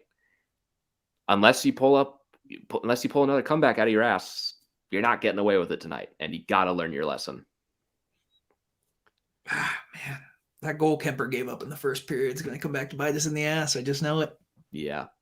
It's like I said it about Jack Campbell. Can you put 5 up on this guy? We eventually did. Can he do it again against UC Saros, who's been just as good tonight? I don't know. I mean, take it one goal at a time. You get to 4 for the moments and try to drag this game to overtime. That's all. Like, I'd love to see him win, but if we can get this to overtime and get 3 or 4, that's a major win in my books. Yeah, and Nashville's playing really good. Like we've had control for most of this game, but they're still playing good hockey. Yeah. Just can't take that. It's a bad penalty, man. Yeah, I don't know if Rantanen was frustrated and not. I mean, you gotta be in control of your stick, because that's what can happen. You take a double minor, and all of a sudden your team's now losing because of it. Yeah. All right. Well, offsides. Looks like the Avs are going to kill that second part of the penalty. Well, that's some positive. He's just saying Nashville's going to sneak to the top of the West for the second half of the season. They're going to make the playoffs. I think they're going to cool off a bit just because I don't know, talent-wise, I don't know if they match up with everybody. But they could certainly sneak in the top 3 in the Central, especially if Minnesota's just okay down the stretch. Well, certainly so. Kaprizov being out, too, is a huge... Yeah. Sucks for my fantasy team, too. Yeah. All right, Avs kill the penalty. We're back at 5-on-5. All right. Got about 7:50 to go in the third period for the Avalanche to get this game tied again. They've had to come back twice already, and now they've got to do it for a third time. I want to be super optimistic, but at a certain point, the magic just runs out. Yeah. You've had to come back every single game. You've come back twice already tonight. Hang on. Do we have a penalty? Let's see. Did they draw blood on Abe-Kubel? You might be getting a penalty here again as Ekholm whining again. According to the Predators, they have never done anything wrong in their entire life. What did they call there, man? Yeah. The only thing rough about not having audio sometimes, you have no idea.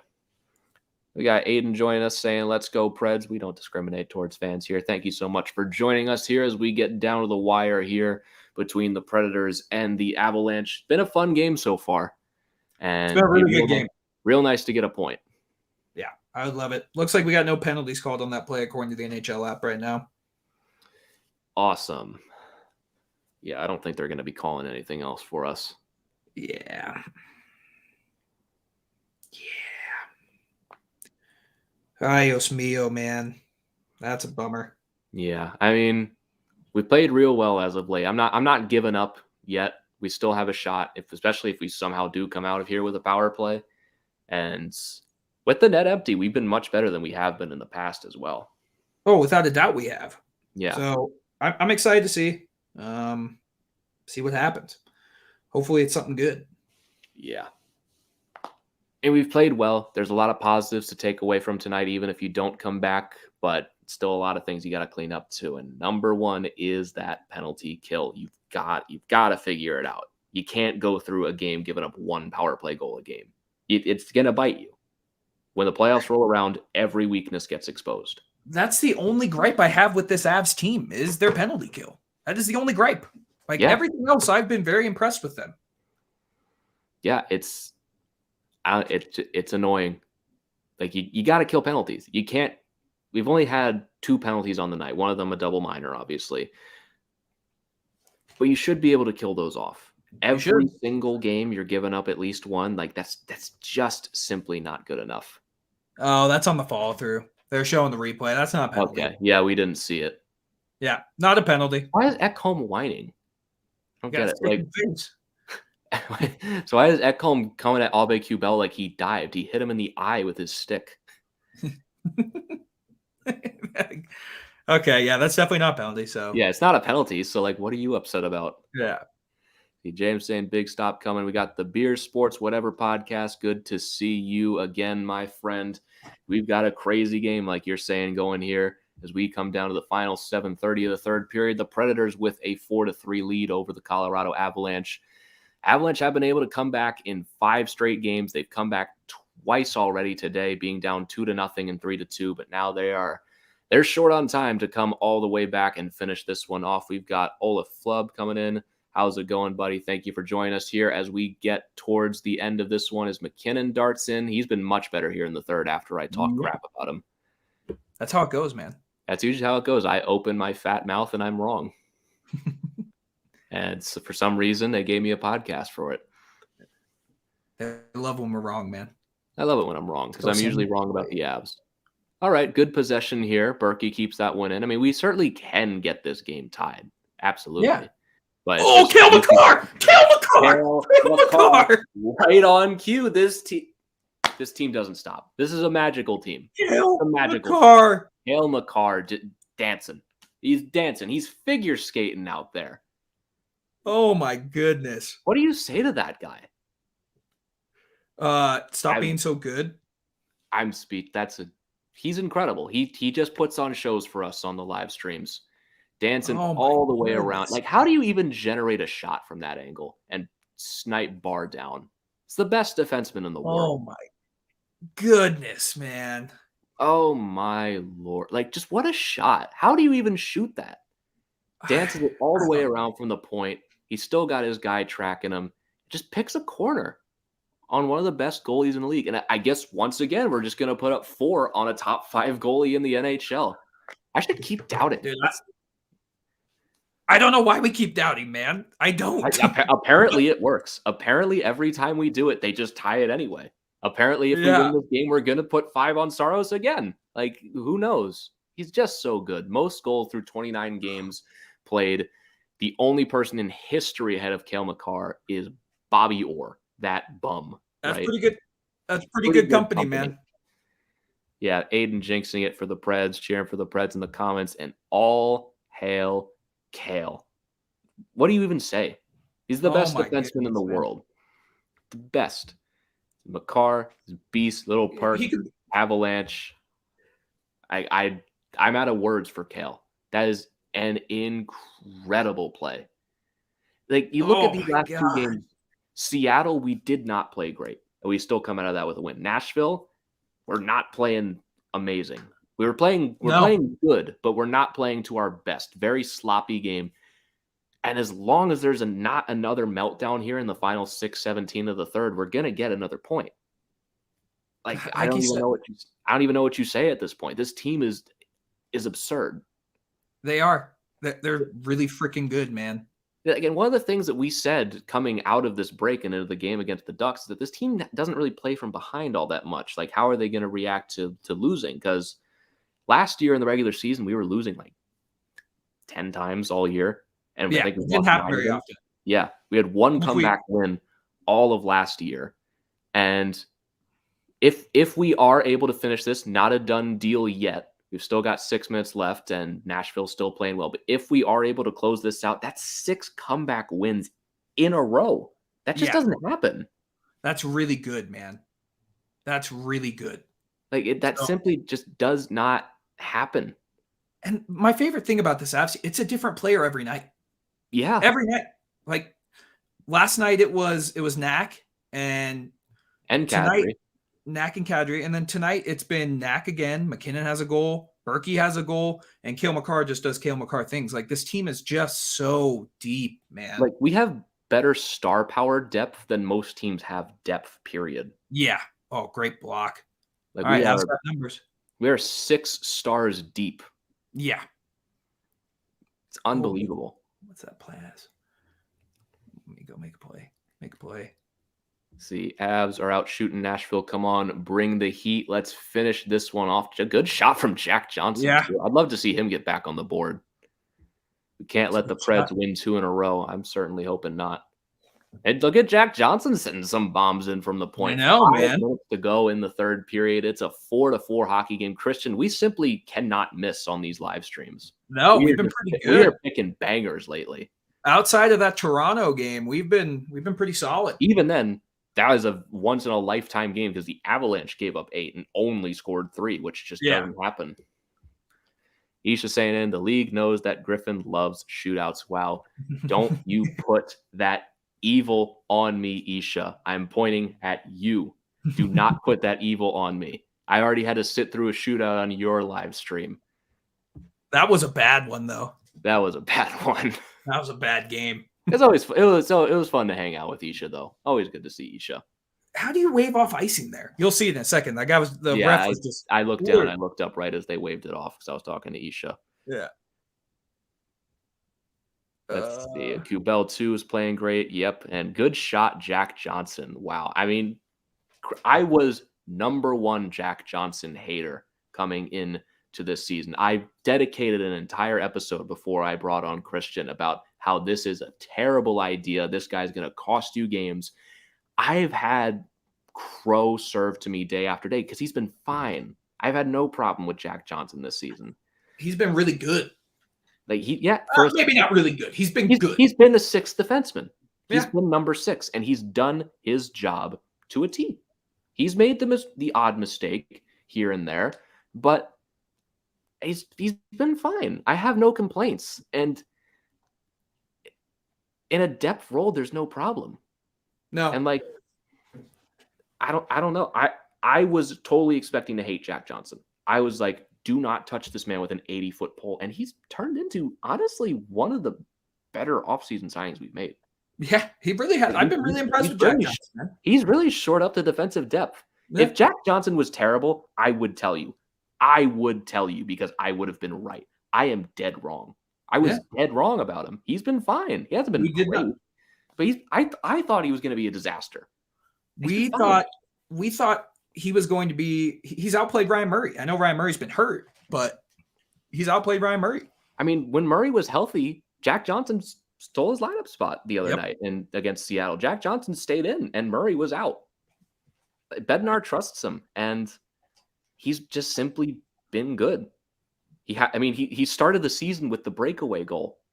The first goal of the season was Jack Johnson. I laughed for 5 straight minutes when that happened. I was like, I am going to just get Crow shoveled in my face for the entire season. And I've been wrong all year. If Jack Johnson makes a big mistake in the playoffs, obviously that nullifies everything, but we're not there yet. So far, he's been fine. We're 33 games in now after tonight? Yeah. About that. I always forget how many games we've played. Yeah, 33. This is game 33. Yeah. Yeah. And he hasn't made a mistake that's pained me yet. Yeah. Condexter saying, please win Preds. Huge money bet on you guys. I'll take some solace if the Predators win this game, that you'll be winning some money. Yeah. I'll take solace if the Avs win because I'll be happy. Yep. Yeah. I have money on the Avs, so. Oh, shucks. Well, let's go. Preds then. Jack sucks. I said the same thing coming into the season. I watched him with the Rangers. I said, this guy is a joke. Who would ever sign him? Turns out to be the Avalanche. He's been fine. If he sucked, he's been good. I would tell you. Yeah, but he's been good. Like this isn't my bias. My bias leans towards myself and being right. I would rather be right. And I'm not. I was wrong. I will come out here and say I was wrong. Totally dead wrong. Yeah, Rutherford's going to bring him to Vancouver. I know it. I mean, if Rutherford was still there, potentially. Did you see that, man? How is that not a penalty? I was looking down at comments. Tell me. Branson got chopped down going into the zone. They didn't call it. Yeah, I don't think they're calling any penalties for the final 3 minutes unless it's super obvious. Yeah. Uh-oh. But regardless, we've got 3:15 to go in the third period. 4-4 between the Colorado Avalanche and the Nashville Predators. It's going to be an interesting finish here. And if we can drag this to overtime, I'll be satisfied with a point, even happier with 2. All right, we just got players getting tackled out here, man. Yeah, there are guys just straight up getting taken down. As long as we don't get called for that, I'm fine with it. Yeah, I mean, if we're going to let them play. But if we get called for one of that shit, I'm going to be pissed. Yeah. So we got Jamar. He's got money on the Avs. Always a good choice to bet on the Avs, but another close finish coming here like it has been for the last week or so. And I'm pretty sure we can do it, especially once the ice opens up in 3-on-3. We've got the advantage. McKinnon with a nice little rush in the zone. Anytime Let's see if we can finish this one off. I'm excited. Makar is just a wizard with the puck. Even when he's not doing anything. McKinnon, he broke his stick to Berkey. Oh, that one turned aside. Oh, man, we're getting there. That was one of those ones where I think Berkey just had too much time. He didn't know what to do. He's like, I did not expect to be this open. Yeah. It's just like, I don't know. I never thought I'd get this far. Yeah. Like, wait, is Rutherford not GM in Vancouver anymore? No, he's not. He was fired in November, was he not? Or unless that I just dream. Oh, I thought that went in. I thought Jack Johnson just scored. I think Jeff went wide. Wasn't it Benning who was fired in? Am I crazy? Yeah, Rutherford's not the GM there. Yeah, it's Benning. No, Benning was fired. Yeah, no. But who are you talking about? What? I'm confused. What we're talking about here? I missed that part. I think my brain just short circuited. Rutherford's the president, isn't he? I don't think so, man. I don't know. I'm gonna be honest with you. Am I insane? I might be. Isha, we need some help here. Jim Benning was fired and Rutherford was hired. There we go. Thanks, Isha. Hang on, we got penalty on. Oh, yeah. Timeout. Okay, so Rutherford is the president, I think. Okay, I'm just gonna stop talking. I don't think I know what I'm talking about. Yeah, no. Isha put it in the comments. Read his comments. Yeah. All right. Yeah, I know Rutherford was hired. Some reason I mixed up Rutherford with Benning. I mean, they have the same name. Yeah. I can see your confusion. All right, man. We got timeout. There is no GM. Yeah, that's what I thought. I'm gonna stop talking because I'm making a fool of myself. No, you're okay, man. It's been a long night. No, I'm making a fool of myself. I can admit that. I always make a fool of myself, Griffin. Don't worry, man. Yeah. Let's give these to a podcast. Joke is so far lost. Yeah. Yeah, I totally butchered your joke, Isha. I'm sorry. Dude, that's 6 men on the ice. They have like 9 guys out there. How's that not? They're not calling penalties anymore. Did they call penalty on the ad for too many men? What? I don't know what to say to that. I really don't. Nashville had 9 guys out there. And they called it on the Avs? Oh my God, we're gonna lose this game because of some bullshit. We need Darcy to step up, man. Holy shit. What penalty kill, please, for once, don't suck, please. What is that call, Griffin? What is that call? Oh, man. I don't know what to say to that. Oh, my goodness. Griffin, I'm perplexed, man. I'm using big words, man. I am perplexed. How is that called? Oh. All right, penalty kill. You've already given up your 1 goal. Maybe we'll luck out here. All right, so we've got 1:30 to go in the third period and 1:37 to go on the power play for the Predators, which I don't understand why they have, but I don't know. I am so confused. Okay, good kill. Dude, All right. just survive 1 minute and 10 seconds. Give me a point. Just give me a point out of this, man. All right. 90 seconds to go. 4-4. We just got to kill off the final minute of this third period, secure a point, and then you got 7 seconds to kill in overtime. You can survive that. If you win a face-off in overtime, the penalty's done. And then it's 4-4, and that's probably going to a shootout. So yep. I'm having a good time. Come on. 48 seconds, man. 48 seconds. That penalty probably just sent this game to a shootout, and I hate it. Okay, now they're clear. Up and out of the zone, 40 seconds to play. 2 more rushes to kill, Griffin. 2 more rushes to kill. Let's finish this one off. 30 seconds left. It's a good penalty kill so far, but as we've seen with the Avs, sometimes it all just falls apart in a split second. Yep. Down to the final 20. Predators in control in their own zone. Good pressure from the points. 15 seconds left. Just got to kill off these final 10.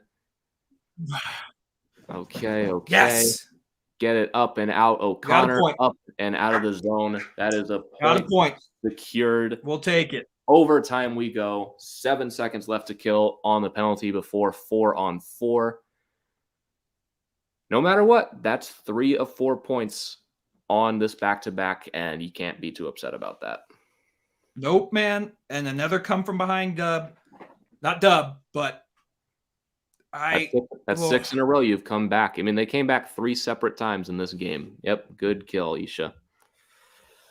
Oh, it's going to be a very interesting overtime. I mean, if we kill it, assuming we kill off the 7 seconds here, it's going to be 4-on-4. If we can get a whistle, we can get it back to 3-on-3, and that's where the Avs have the edge. Then it gets to a 3-on-3, shootout. the Avs have the edge. Yeah. Then I don't know who has the...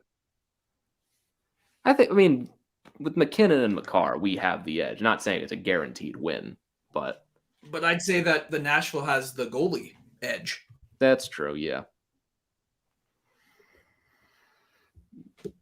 Aiden's still saying, let's go. Yeah, I mean, dude, that's a huge point, though. Yeah, it's a big point. And as he's saying, the Preds keep rising in the standings. Yep, they just keep getting points. I think they're making the playoffs at this rate.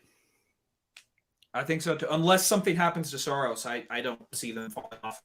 Yeah, if Saros gets hurt, that totally changes it. Yeah. Got a bunch of fans joining in. Gino joining us. Thank you for joining us for overtime, buddy. And I mean, got good amount of Predators fans here in chat, so someone's going to be happy no matter what.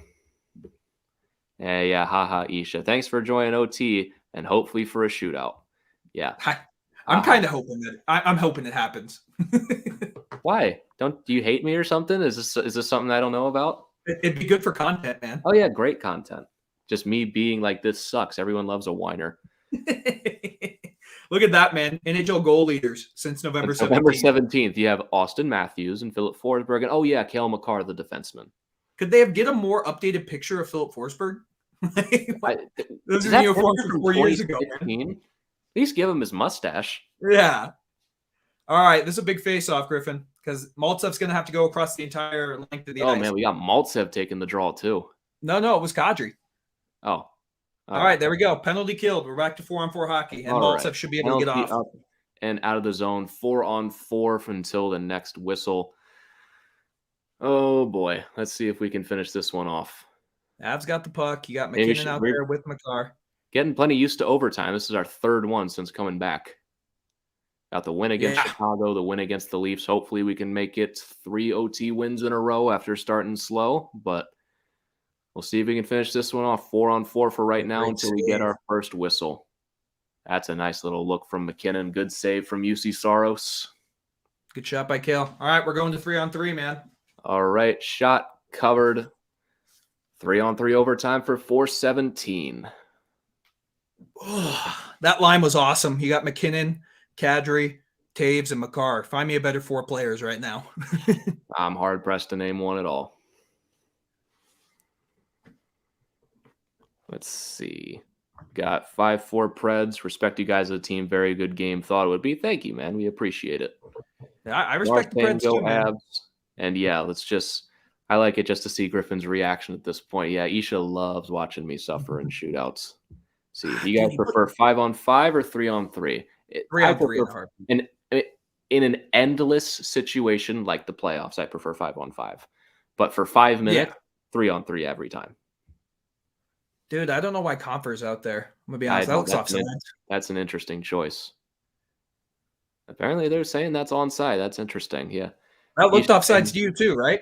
that looked offsides to me, but the ref is right there, and I'm here in my living room. Avs got So, the puck, so it doesn't really matter. all right. Isha Get a saying Brett's taking change. the shootout. Saros too good. I mean, we keep saying that, but we just keep finding ways to beat the goalies. Yeah. Get Yeah. a change. Here comes McKinnon again. I like shootouts, and I like them even more. Yeah. Cool. All right, Mac. Let's go here, Mac. No, they're saying we're 0-1 in shootouts, even though we beat Tampa earlier.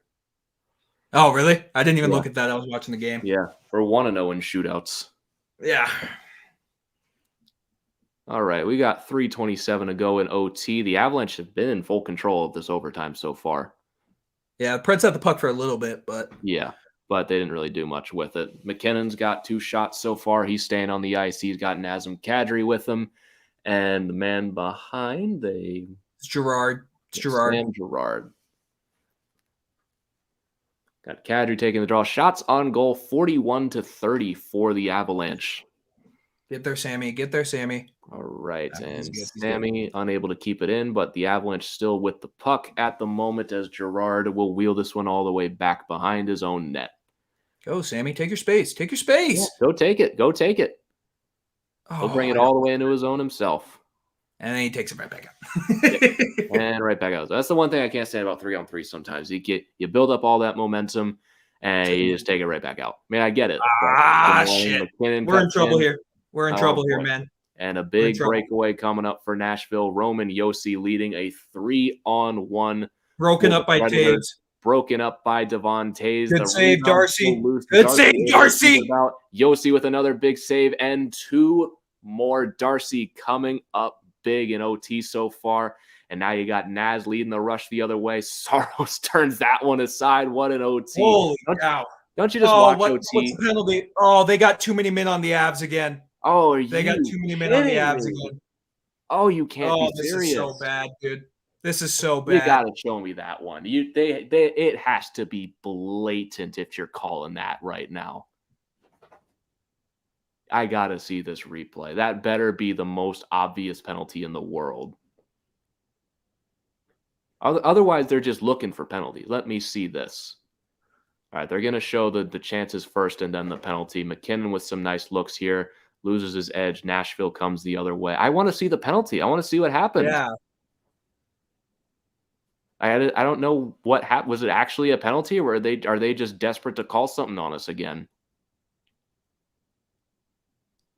I cannot Great believe saves that, by Darcy Kemper. They didn't show it, so I have no idea. I would have loved to see the penalty. So you've got 1, 2, 1, 2. 3. Where's the 4th? You're joking. Where's the 4th? That has to be the wrong replay. There is no chance they called that too many men in overtime. The door was open and he is stepping onto the bench. Where is the call? That is one of the power worst play in overtime I've ever seen. That's horrible. There's no other way to say it. That is a horrible penalty. Wow. What? That's you made that up. You made up that call. That is not too many men. He is actively getting on the bench. Something, man. Unless we're missing something. Surely that's the wrong replay. I'm going to give him some credit. Surely that's the wrong. And they win. And the Predators win it. That sucks. That is horrific. That's an unbelievable way to end this game. Unbelievable. That is a phantom, non-existent call. What? Where is that call, man? Phantom call. I genuinely do not know what the call is there. There was not a penalty. Let's start a GoFundMe right now for Jared Bednar's fine, because that is truly Jared Bednar never has the guy's back. He better be pissed for this one, because that is a made up call. I don't want to start cursing on the live stream, but that is a made up call. There was no penalty. There simply wasn't one. Like, it's not even like there's a debate here. He was getting on the bench, and you're inserting yourself in the game. You're inserting yourself in the game and changing the outcome. After you call the too many men on the ice 2 minutes earlier, you've got to be kidding me. I don't see the penalty there. I'm holding out hope that they just showed the wrong replay, because there simply is no penalty in the one they showed. That is a horrible call. Like, I'm sorry if this sounds biased, but that is a horrible call. Like, oh my God. There simply was no penalty on that play. Griffin, I don't know what to say right now. I'm checking Twitter to see if we missed something. It is everyone saying it is bad. And of course it's Matt Duchene with the winner too. Like, just spit in my face too. Why don't you? I do not know how that was not how that was called. I'm searching for the words. Like,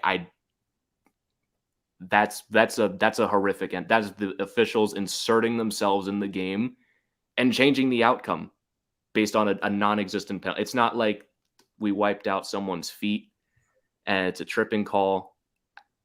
You made up a too many men on the ice. You are watching them with binoculars and still got it wrong. Griffin, that comment that I have shown on the screen right now shows me how I feel about this game. Bro, like, what are you calling? You just changed the game. Insanity.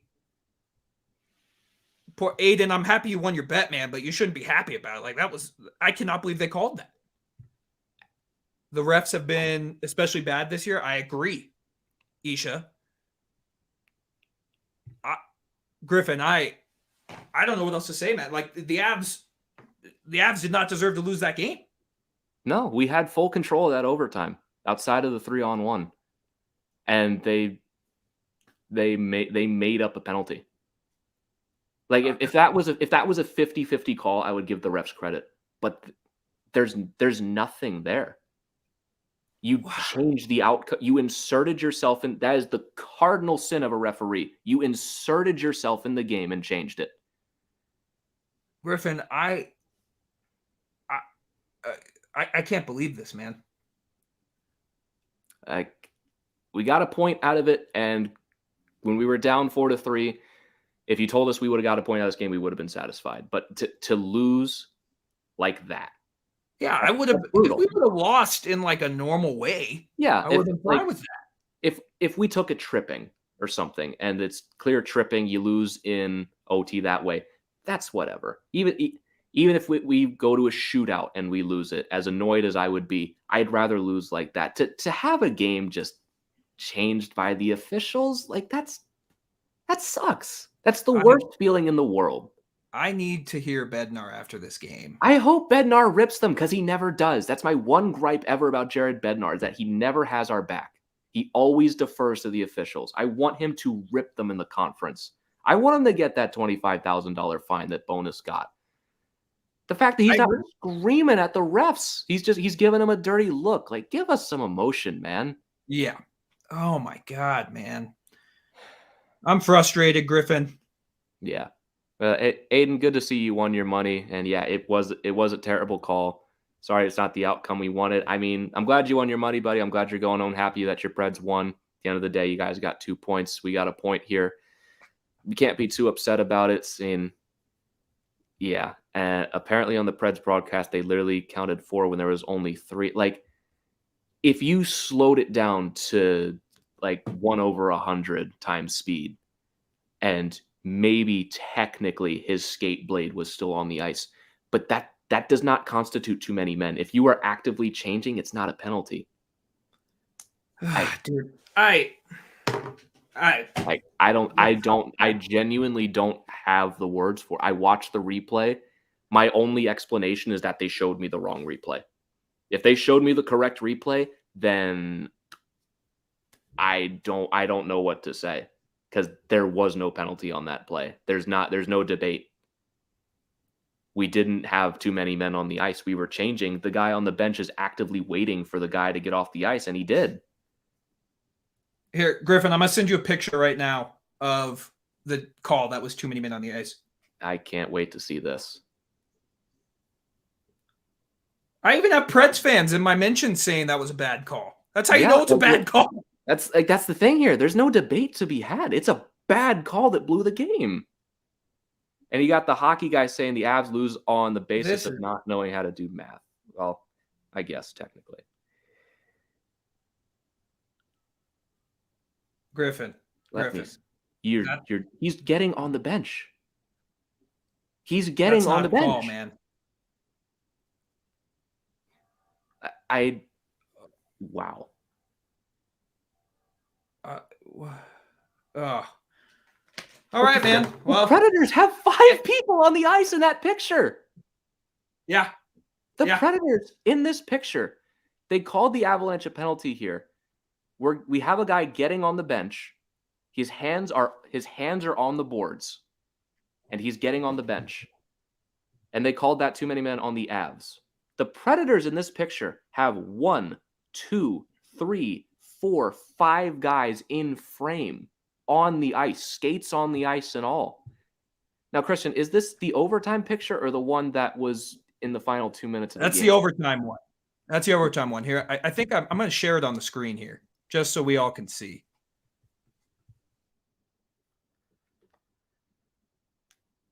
I didn't even notice the Predators having 5 guys on the, like, this is one of the worst calls I've ever seen. Griffin, you there, man?